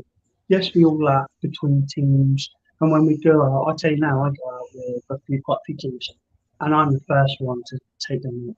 Or if I'm on a live, I would say that, oh my God, there's my fat ass got in the way of the camera. I'll have a joke and I'll laugh with people because that's who I am. That's the entertainment part. But doing the investigation itself, it becomes quite serious and people get bored quite quickly. When you guys go on investigations with events companies, please, it's nothing like TV shows where you think you're going out and getting entertained and you're going out for one specific thing. People say, oh, we're here, we're going to catch a ghost and we're going to see it. In 7 years of doing this, I have never once seen a ghost with my own 2 eyes. I have seen them when I've come back and seen all my evidence. That is the only way I have seen spirits. I don't know if you've seen anything like that. I mean, I see shadows in that now. Shadow figures. Because I'm developing now as an empath. So I see a lot of shadow figures now. But other than that, guys. To see a full body apparition, that's rare. Is it? Yeah, it is actually, isn't it? I've never seen a full body. Yeah, I've never seen a full body apparition. I've seen shadow figures. I've seen shadow movement. Have you seen the black eyes yet? The kids with the black eyes? Nope, I haven't experienced them yet. No. Oh, that's terrifying. As a parent, yeah, I can imagine that being. That's horrific. But the circumstances have to be horrific when you're actually looking at that sort of thing. So obviously we're looking into children at the time. But back to what you were talking about, research and all that. Yeah. Now, if you have a team, dedicate someone to that research. I do. Dan's my funeral. Yeah, on my team, Ma's our researcher. Me personally, I like going in cold. I don't want the knowledge of what was there, what's been there, who's been there, what's gone on there, so I can get my own clear read. If I get nothing, then I get nothing. But if I do get something, then afterwards, I'll be like, all right, what do y'all know about this place, and see if it matches up. Or I'll start digging into the place on my own time to research it. If there's something that interests me or keeps me wanting to come back to that location to find out, all right, what's drawing me there. So research is, knowing your location is a big thing. It's the biggest thing in our field. Sorry, I'm just reading what's. Yeah. We've got loads coming through now. Melody just sent loads in. Right, so we got. There's 3 types. I'll go on to the first bit she put. So she's put, there are 3 types of hauntings: 1 locations, 2 item or object, 3 personal animal. Locations for me. I have to disagree with this here. Locations. Going back to your heritage and image, you will straight away as well, and that is. It's not a building, which is where people get the word. It's a building, and the location's a building. Yeah. People, it's not just a location. It's not just classed as a building. It's the grounds. Yep, the land. It's always the land or grounds as well. And people say it's just a building, a location. It's not. The grounds will have more to tell you than the building. Trust me, especially if it's been there hundreds of years. Then she's put, these 3 hauntings can be haunted by 1 human spirits, 2 angels, 3 fallen angels, quote, demons, or 4 elementals. I haven't seen an elemental yet, and I'm curious about them. That's where I believe the little people and all that kind of fit in a little more, the fae and all that in that realm. Elementals basically are here to protect the land. The biggest thing from what I understand. And so therefore, when you're desecrating the land, that's when they get nasty. and they abide by a different set of rules than what the traditional paranormal does, from what I understand. Really? That's what I've been told. I think I'm going to have to look into that. That sounds interesting. Yeah. So that's crypto again, yeah? What's that? So that's more cryptozoology than elementals. No, there should be a class of all their own, I believe. Okay. 5 aliens interdimensional, brings from another dimension. Yeah. Okay, and 6 aliens from another planet or our planet. Another Yep. dimension. So would that be Interdimensional, kind of like how people believe Bigfoot does when he just kind of vanishes out of nowhere. Oh, right, yeah, no, yeah. I was You thinking know. more of time travel. No, time travel, I think, would be on its own thing there, personally, because You know, if you're interdimensional, it doesn't mean you're traveling back and forth in time. It means you're swapping between the two different dimensions, whether it's here in the spirit world or here in another dimension, another world that's parallel to ours. You know, that's a whole big rabbit hole we could go down there. I've been to locations, and it's really weird, where to put it in an easy form to describe it is everything goes. There's no sound, there's no air. You're walking around and you're looking, there's nothing. It's just like normal time, but you've lost sound and you've lost the air. It's, You're walking in the void. yeah, it's really weird. And I've experienced that on 2 occasions. One round a mental health hospital, and the other one was a nursing home. Yep. And that was when I first started doing this. Other than that, I've never experienced it again. But it was so weird. It was like the air had been sucked out of it. The air, the life, everything, just time stands still. Yeah, that's what it was. It basically stood still.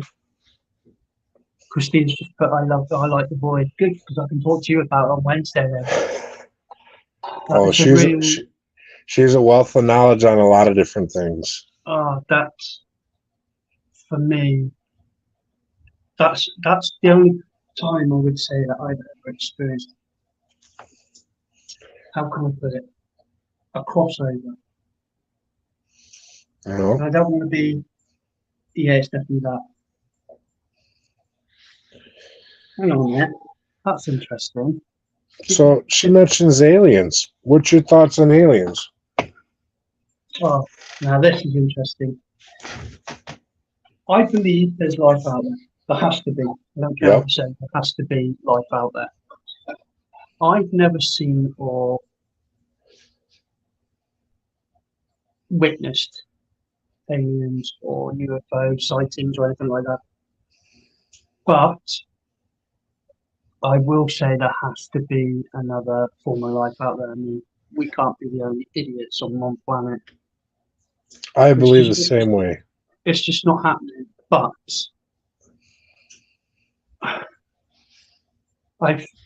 this is where I went wrong. I watched too much.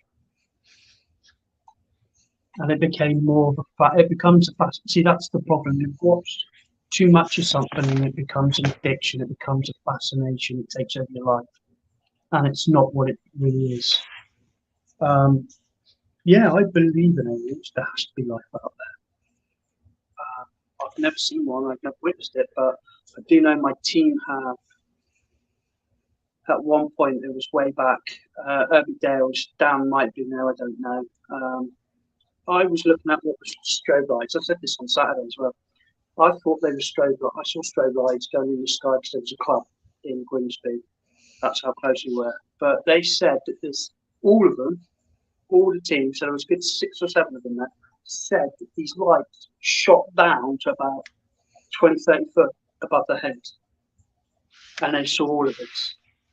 And I turned around and they're all looking at me and go, did you see that? I go, yeah, look, it's go by. She went, no, you idiot. UFO came down. I'm like, come on. This is me you're talking to. I do Right. video, it's not you guys. No, every one of them swore they saw something. How could I say otherwise? I just didn't know what to say. If that's the case, then I would have had something within 20, 30 foot of me. I Right. didn't see it. I think it's because I don't look for these sort of things in the sky. I see planes, and you see satellites at a distance, and you think nothing. But it has to be it. How can you say? I mean, I know you've got Area 51, and there's a lot over in that area, but there's got to be something. I believe there's something out there. You know, Technology for a start. it'd be ignorant of us as the human race to say we're the only things that God the Creator made and put on this rock. When He built the whole universe, there's no other life out there. Yeah, I don't believe that. See, it's like when I watch War of the Worlds. Then you know, there's that you get put on here because we're there for their entertainment. There's got to be something. I got into it with Dr.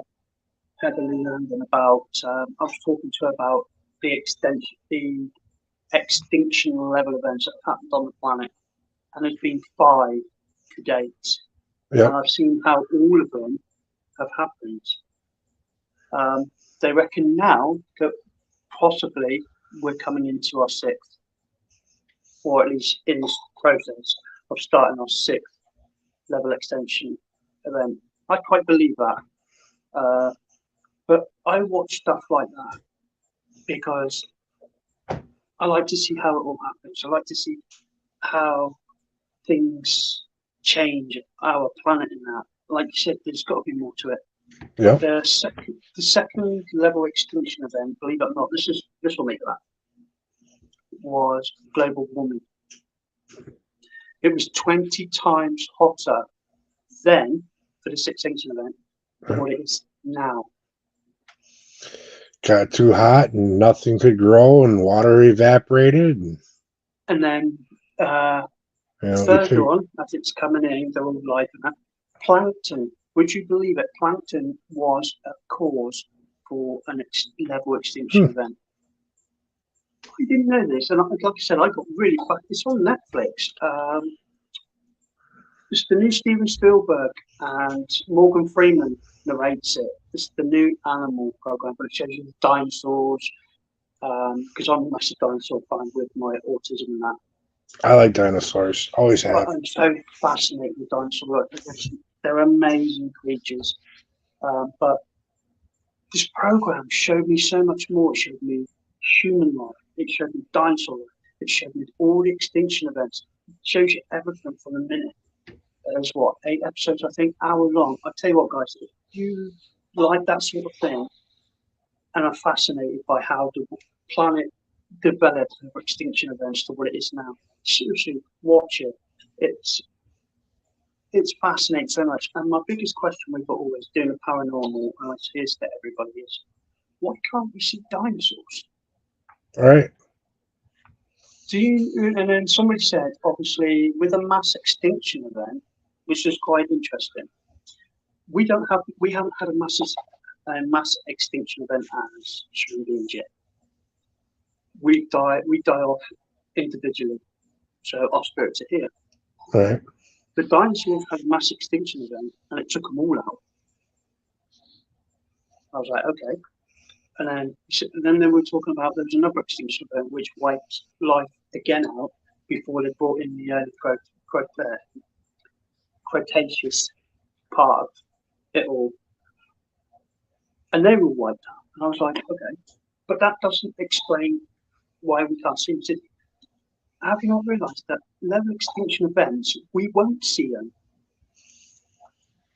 Please explain. I got quite scientific. But he reckons that because of an extinction event, we can't see spirits because it's a new process or a new time. So obviously, it's like we don't see cavemen. That's the closest thing to a human. Who knows? We might do. That could be some of our shadow figures that we're seeing. That's possible, actually. But it's the dinosaur. I just, like I said to you, The dinosaur makes me wonder why. Why don't we? Yeah, and I said to him, can you But imagine? far as it being from because of the mass extinction, well, back in World War II, they were having mass extinctions of people, but them locations still have hauntings. They still have residual. They still have other people that are still there. Them were mass extinctions. Can you imagine getting a picture of a T-Rex? That'd be cool. Change our normal in a big way. I don't understand why we can't see, again, aliens. If they've passed on, we know this thing's been here before us. We've been here what? How long have we been here now? A long time. What, humans? Yeah. I had 65 million years in my head. It's not. Something crazy. But yeah.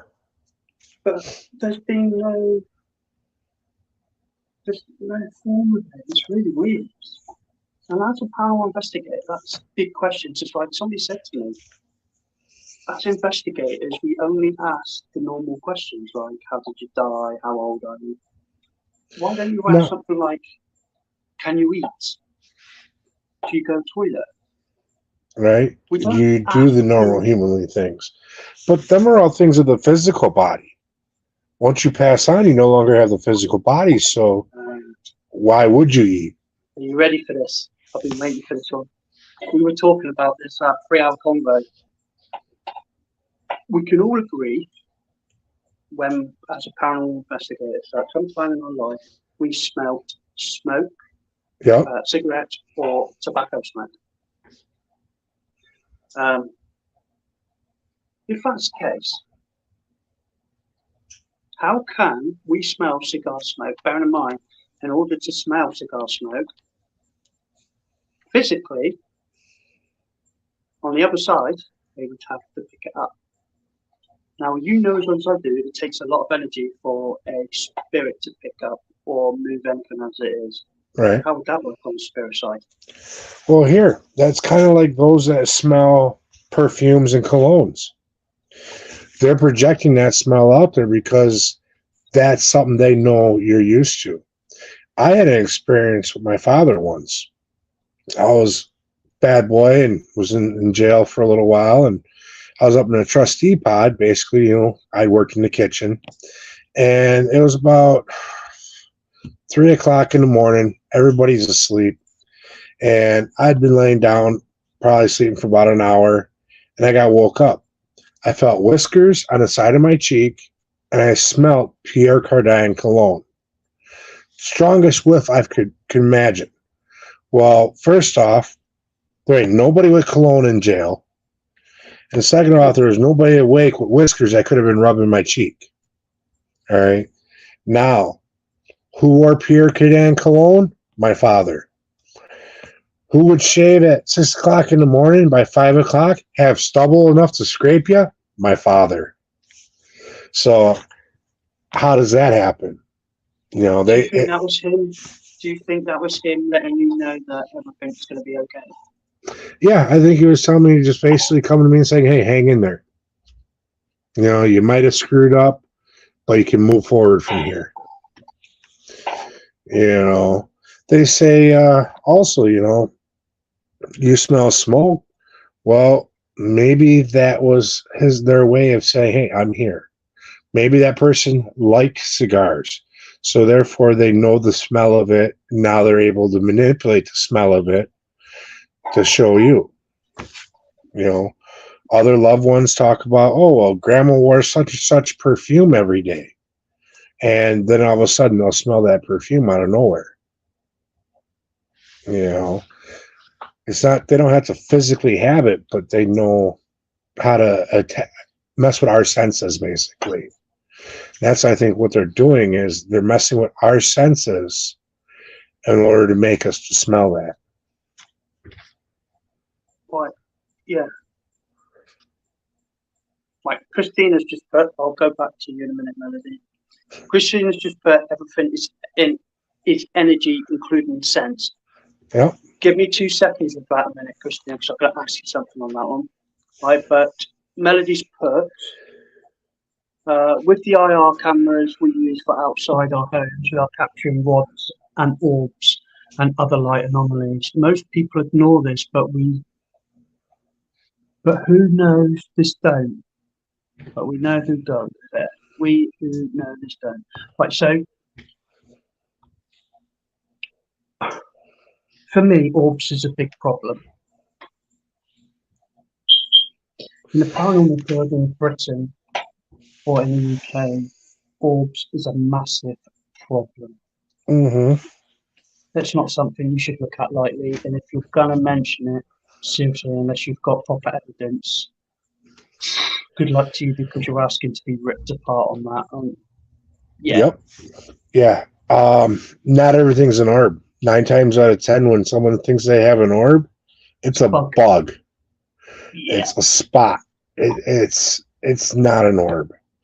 And I personally, I have a hard time believing anyone that shows me a picture that, oh, it's an orb.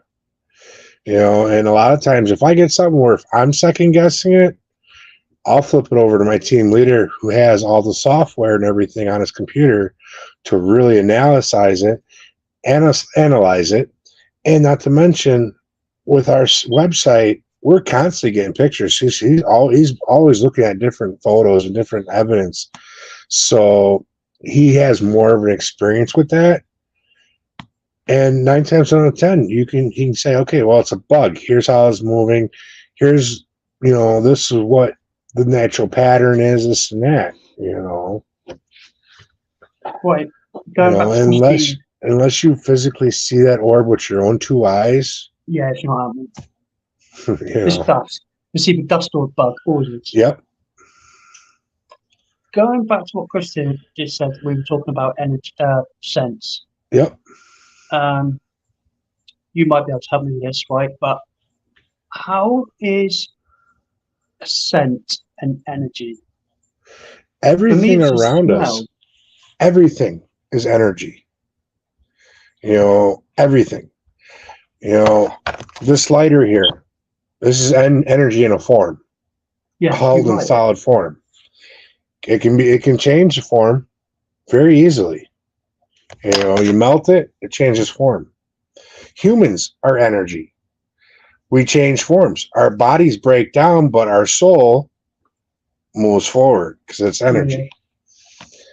Everything. I believe it was Einstein the one that figured that one out, saying that everything around us is all forms of energy. I think that apple hit him too hard. What's that? I think the apple hit him too hard. Yeah. For me, I struggle with things like that. How energy, I think that's more science, isn't it? How energy is a scent. For me, scent is a smell. Right. But the thing is, there's energy with that smell. You got to realize what created the smell. What it's got, molecules and neutrons in it, right? Yeah. Energy, neutrons and electrons and all that. Yeah, I know. It's just. I didn't look at it like that. I just looked at it as it's just smell. Yeah. That's what I mean. People have to understand it. Our field is a lot more complicated than you think. Yeah, you got to be able to look outside the box with an open mind at everything you do. I feel in a way we're more like scientists. Sometimes. That's funny. But it's true. Yeah. It produces. Melody, you ain't getting away with that one. I got you for that. It's true though, because like you said, it's your body. It's changed. Yeah. It's produced. So the energy's produced the gas. Yeah, Yeah. thanks. I thought you Uh, might could have put and it a little bit more scientific for me. I'm not. isn't it transformed into methane? Yes, it is. And methane is something that is burnable. It can be used as a fuel. Yep, that's why So cows do it. therefore, it's an energy source while being energy. The cows do a lot of it, and Hmm. they reckon they can do something with their energy. Yeah, whatever. Mate, I can't believe we've been on this for 2 hours. It was like our conversation, last week. I When I know looked at that the was phone and realized how long we were on, I was like, wow. 3.5 hours, and it's Yeah. you hit a subject, you hit the right spot, and you can go for it. Obviously, that was so about Texas Blue. We annihilated, don't we? Analysing it, it was ridiculous. It was like find this picture, find that picture. Let's see the teeth. It was like Yeah. because I said, guys, for me, being a paranormal investigator, you cross a lot of fields. Um, you cross the scientific side of it. I've worked in cold cases with it. I don't know if you have, Rez, Yep. but I've worked in cold I cases. actually have one I'm currently working on down in the Chicagoland area. Oh, there you go. So Rez is working on. You work with the police. People think that we don't interact a lot with people. We interact with more than you think. We interact with the police. We interact with coroners. We interact with historians. We interact. See you Wednesday, Christina. We interact with um, like scientific people, people who try to prove us wrong. We interact with you. You know, we interact with a hell of a lot of people as paranormal investigators. Like I said, research is one of the big parts, but when you start going into the field, you meet more than you guarantee. I mean, I've been like I said, I've been doing this 7 years. When I started putting this podcast out, the best part of 3 months ago, I didn't expect the overwhelming response I've got now, which is I have over 100 guests in the first 6 months. And out of the first, obviously, I've had two that have gone ill who weren't well, and one was a no show. So I've done 3 interviews so far. 4, this is my fourth one. Out of all 4, I guarantee I've got 3 that I've done so far, all 3 won't come back. No doubt I'll have Wes come back because now that he's mentioned about the Calkins, I'll be intrigued to find out more about it, how he goes around it. But obviously, as you well know, you can't disclose certain, Yep. That'll be for a later date. you can't disclose certain Information, yeah, locations.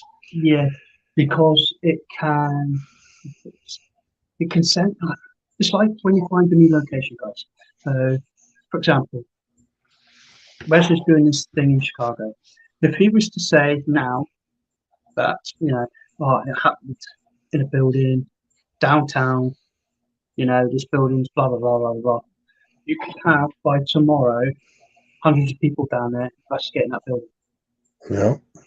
and that's how it works. She's saying this is why I think, in a way, our urban explorers. We've got a lot of urban explorers around here. They do locations, but it's all undisclosed. I mean, we can find out locations because obviously we need to find the history out and research it all when we do these locations. But you can't disclose certain details. It's like when I worked with Mickey. Mickey gave me the police in America because Mickey's never been to America. He's only done remote viewing and something else, but he's helped on 3 cases so far that I know of. One's got a conviction. The second one they were looking into, and the third one was an abduction case in Nova Scotia. But he was working on a fourth, and it was brutal. All I know, the details that I was given was because obviously I can make out of a list, I can make lots of combos of weapons. Obviously, Mm-hmm. morbid sort of person, he thought, oh, you can have this. So it came to batteries, wire, filament, a plastic handle, and there was something else, a Electrical, switch or a light. Electrical torture. Correct. Which is where I came to the conclusion of there was like 5 components he gave me, and I said, right, it's a stun gun. Yeah. Easy. He said, right, so from there, this is what happened. This family got brutalised, apparently, literally to the point. I don't know the family, I don't know the case. All I know, this is what I was given. They were murdered in the woods. There was 4 of them, apparently, but there was burn marks consistent with stun gun and electric torture, like you said. So he gave me the components, and I told him it was a stun gun straight away.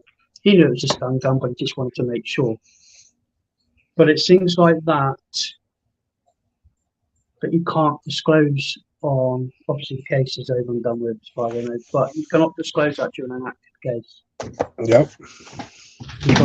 As you well know, it can change how the law works for the person involved, as in the family, people that have lost loved ones, basically.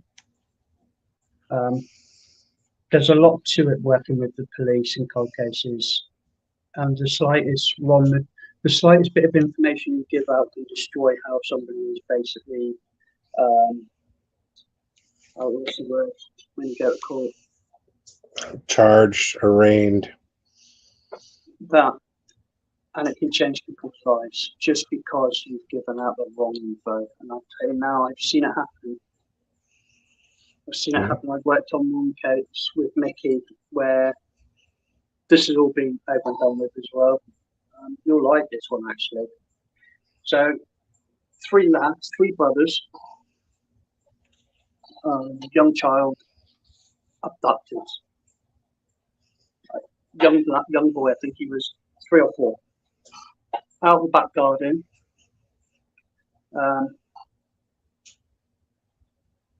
Here's where it all starts getting interesting, the report. So they found that the little boy didn't scream, and he lost both wellies in different locations on the way through his travel of being abducted. So this is where Mickey came into it all, does remote viewing and that, but it gave me a map that I had to work out. Basically, the little boy had been abducted by his youngest uncle, middle uncle. Now, the oldest brother was the father to the boy. The middle brother basically abducted the boy, but that's the reason why he didn't scream. His perpetrator.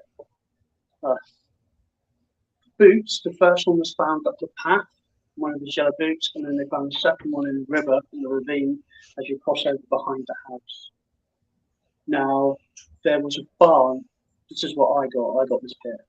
Was the barn, and I was asked, Vicky said to me, where do you think they would have kept the boy? I said, what do you mean? He said, well, if they haven't moved him, because they kept everything quiet, where would they have kept him? Bear in mind, there was a van at the back as well. And I was like, well, they'd have kept him in the barn, in the car, because it provided noise and everything. And not only that, who's going to look in the barn? Right. So it was a normal thing. And he said, okay. So we got that. It's like, okay, so I'm there with you now. He goes, right, the little boy reported, or somebody reported a tattoo, saw it remote viewing, a tattoo with a spider on the wrist. I was like, okay, I've got that now.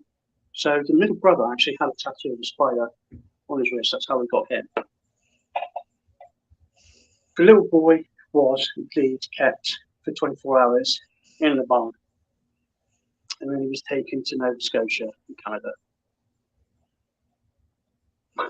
Where it gets interesting is why hadn't the little boy reported anything or said anything or had, because he was going to school, he'd gone to the doctors as normal for 4 years, I think this had been going on for, he disappeared for. And it turned out that the youngest brother had a sex change to the point that he looked exactly like a spitting image of his real mother. Damn. So the abduction was the following. The older brother, who was his father, this little boy, earned money through gambling debts. In order to get him moved on, the youngest brother took a sex change to look like his mother, and his middle brother took the boy in the abduction. And when he pieced it all for me, and the police were online, so I'm listening to it all with the police as well. And they've gone, and you've got all that within 6 hours. And they went through it all, and it turned out, yes, the father had massive gambling debts. He was about to sell his son. But the only way to keep the boy, for me, it's how far they went with the little boy. Obviously, didn't scream because of the middle brother. He knew the middle brother. So that was obvious. It was more the point of how the youngest one went for a full change to become like his mother. That's what got me. That really hit home. There's a lot of things going on wrong with that family. It just proves how desperate people really do get, doesn't it? Yeah. But he cracked that in 6 hours, and I was like that. And do you know what? That's just too much for me. Granted, the little boy was found. Happy story. But I can tell you now, 90% of them don't work like that. As you well know. But when I got told that, I was absolutely horrified to know that the younger brother had done that. It was so well planned and executed that this kid didn't have a clue. Desperation can make you do some weird stuff like that. Yeah, that's some my head in. That's a little out there. But that's in America. That's what I couldn't get over. It just proves how money, though. If you're in a situation where you're desperate, you're gonna do stupid things.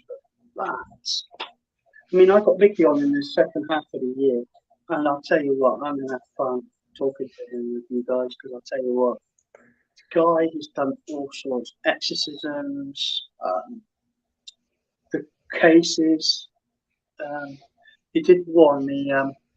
I wasn't involved in it. It was just before I met him, actually. There was a deputy sheriff, I believe, or a deputy was shot in a hunting accident, what they thought was a hunting accident.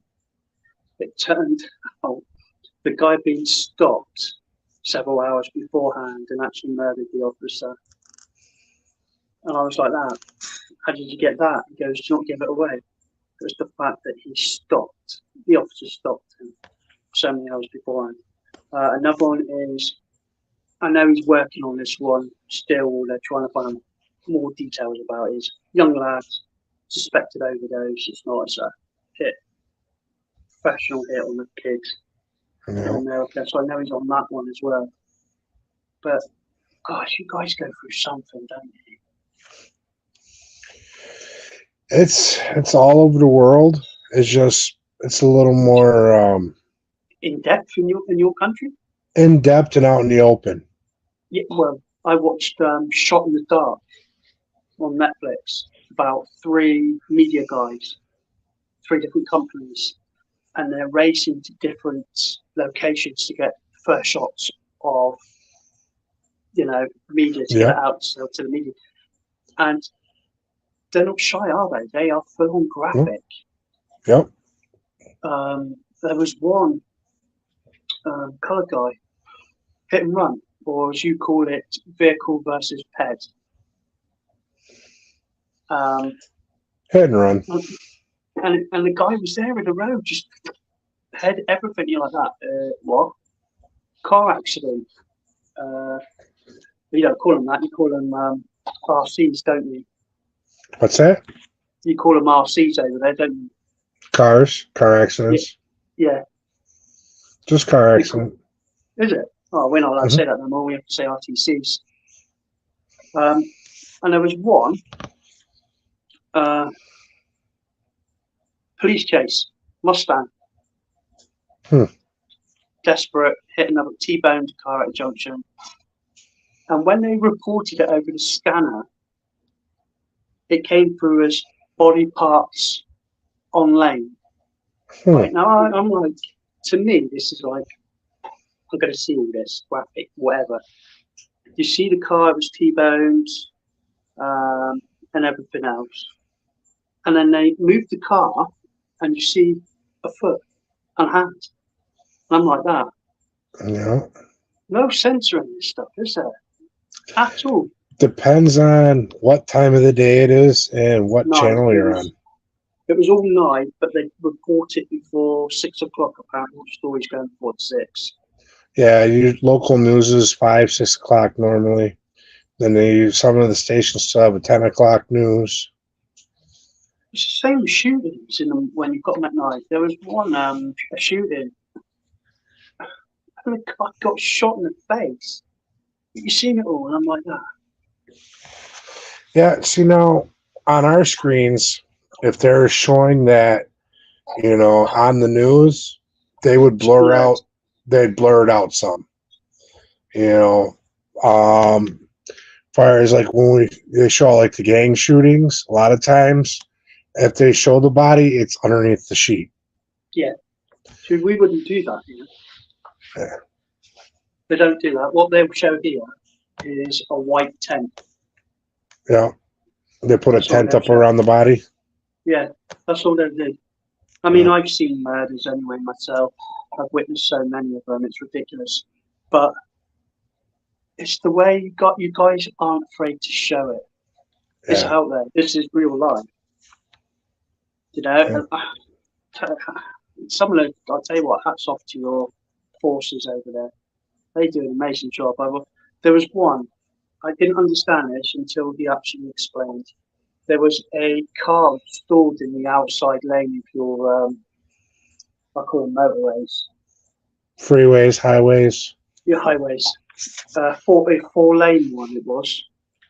And you had, the first car was here, the one that stalled, and then you had one behind it.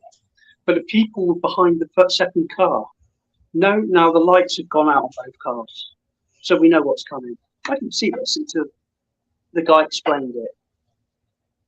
It got towed straight in the back. And I was just like that. What? He knew it was going to happen. It was amazing. Like I say, I watch a lot of stuff like that, reality and true crime stuff. I love true crime. Yeah. Because it's not about the twistedness of it all. Same serial killers. I find it fascinating. Yeah, I went through that whole true crime, court TV and all that. Went through that rabbit hole several years back, and it's just, I had to step away from it because I was watching nothing but that for the longest time. That's what I'm doing at the minute. Bye-bye, Melody. Thank you for coming. I'm going to close it down in a minute anyway. Like 2 hours 15. And if otherwise, I'm going to not be able to talk to you later in the future because I've talked about it all. Yeah. Like I said, I'm going to bring it to an end. It's like, it's late for me, and not only that, Rez has still got most of his day to crack on with. I got to make a pot of chili tonight. Nice. Yeah. That's that. So anyway, guys, let's thank Rez for coming on anyway. But tomorrow I've got June Edwards, who is a medium. I haven't spoken to any mediums yet, so I'm quite intrigued to pick her brain for sure. Obviously, we've got Christina on Wednesday, which is Rez's friend. And I've got Crystal Hill and then Darryl Evans on Saturday. Yeah. Christina is an amazing psychic medium. I'm just telling you right now. 2 mediums, one after another. Yeah. I don't really back many mediums, just because I grew up watching readings and mediumship work done in the purest form in the church. Yeah. And I had a chance to watch her work over the summer at a convention, and she's spot on. She is amazing, and that's one of the good things that, I like about her is the way she does things and how she conducts herself at the podium. I've got a couple of questions. Dan's asked me to ask you a couple of things. And he's not on, I don't think now. Hey, but tell him to send me a Facebook friend request. I'll chat with him. He's just asked, whether you've investigated the location where a child was drowned. No, I've been there where children have died in fires, but as far as actually locations investigating, no. I've I've gone to a few places where I believe children have drowned, but I didn't investigate them. Right, so those people that he mentioned, the person he mentioned earlier, we were talking about, Hmm. he mentioned he's getting the name Steve and Isabel. Steve doesn't ring a bell. I have a neighbor by the name of Steve who's going through some health issues. He's still alive. And it's funny the name Isabel pops up. It's because I was on a location back around Halloween time, and that name kept popping up in my head for just out of nowhere. And I don't know why. I've yet to figure that out yet. I think he's just gonna. I think he needs to send you a friend request. Yeah, tell him to friend request me. Let's chat. See what he's picking up on. Because you'll find Dan fascinating. Dan's a really fascinating person. Like me, he's got mental health as well. Pretty much everyone in this field suffers from it at one point in time or another. I say that most people in our field have mental health. It's true because everyone I know has got mental health. Yeah.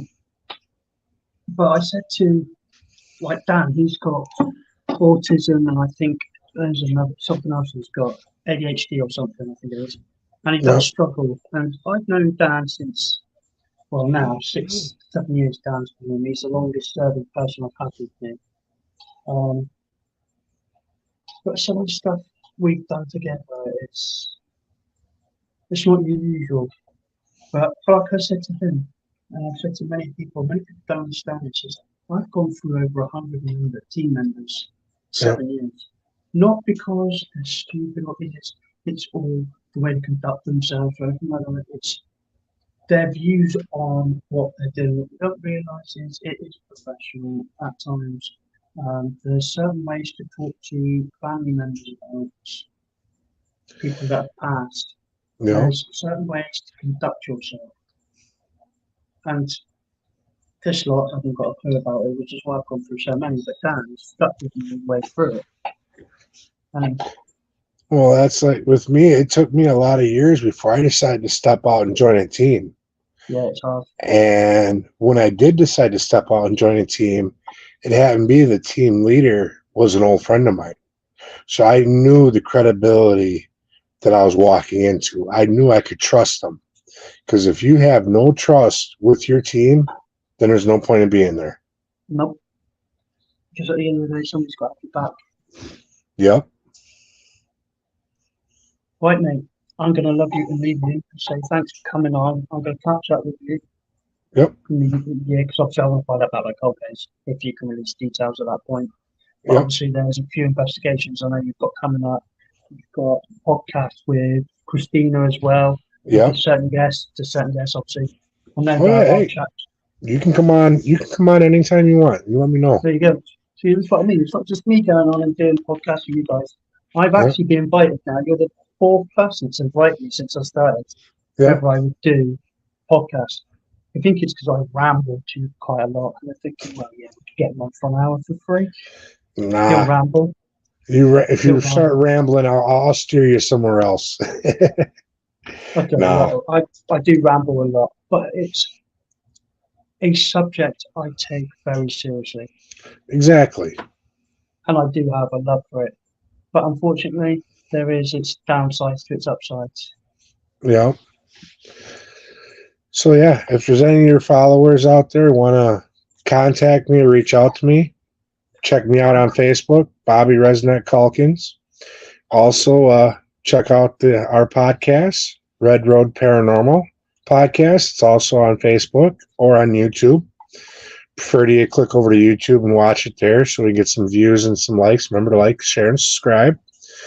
If you want to see some of the investigations I'm part of, go over to the Wisconsin Caps YouTube channel. It's Wisconsin Caps, CAPS, Wisconsin spelt out. And there's a lot of content we have on there from other podcasts that the team does to our investigations and different series that we have going on, along with, like our Bigfoot investigations and other style investigations that we do. So we do a little bit of everything. So there you go, guys. That's why I said it's got a lot of things and a lot of pies. Yeah, and hey, you're all more than welcome to come along and enjoy the ride with us. Mate, you're going to have to give me a date for the podcast. I know somebody else has asked me to go on their podcast as well. Okay. Obviously, I'll speak to you probably within the next few days anyway. Oh, yeah. Because obviously we'll talk about, like I said, we've got Christine on Wednesday. Yeah. Obviously, I've got to sort out Dr. Heather Landon again. She's personally asked to do that, which Heather's amazing. Big bonus for me. That was a really big bonus for that lady to ask me to do that again. Yeah, I was on her first time I was on her show was last year, and I ended up being an hour late because of the time difference between me and her. I didn't realize it.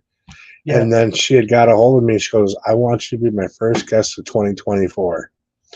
Will you do it?" I'm like, right on. I felt honored. She's amazing. She's great people and just brilliant. It is. It was such an experience for me. Being that I didn't know that she was in theory she would have been mine first, to be honest with you, because I didn't know her. Yeah. I knew her because I've worked with her. It's fascinating to get everyone's sides of their stories and work with so many different people in the fields. 90% of these people that I've got coming on, I don't even know. But I learn more from everyone else than what I am at the moment.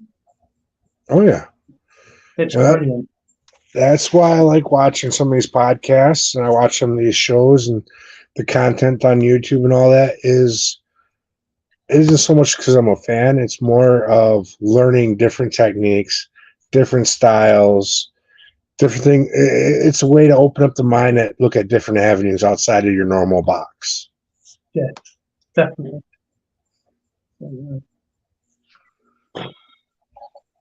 Right, mate, I'm going to love you and leave you then.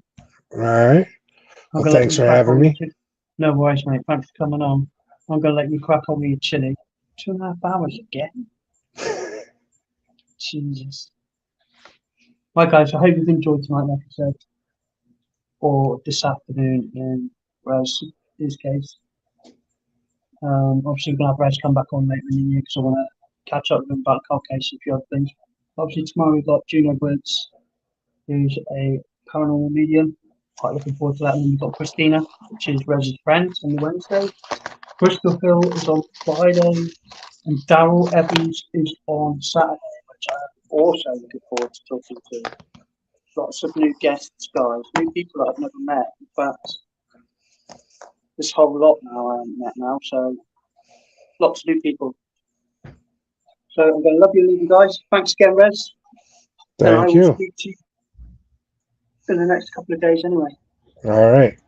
All right, mate. You enjoy the rest of your day. You too. And you. Thanks, mate. Yeah, all right. Bye.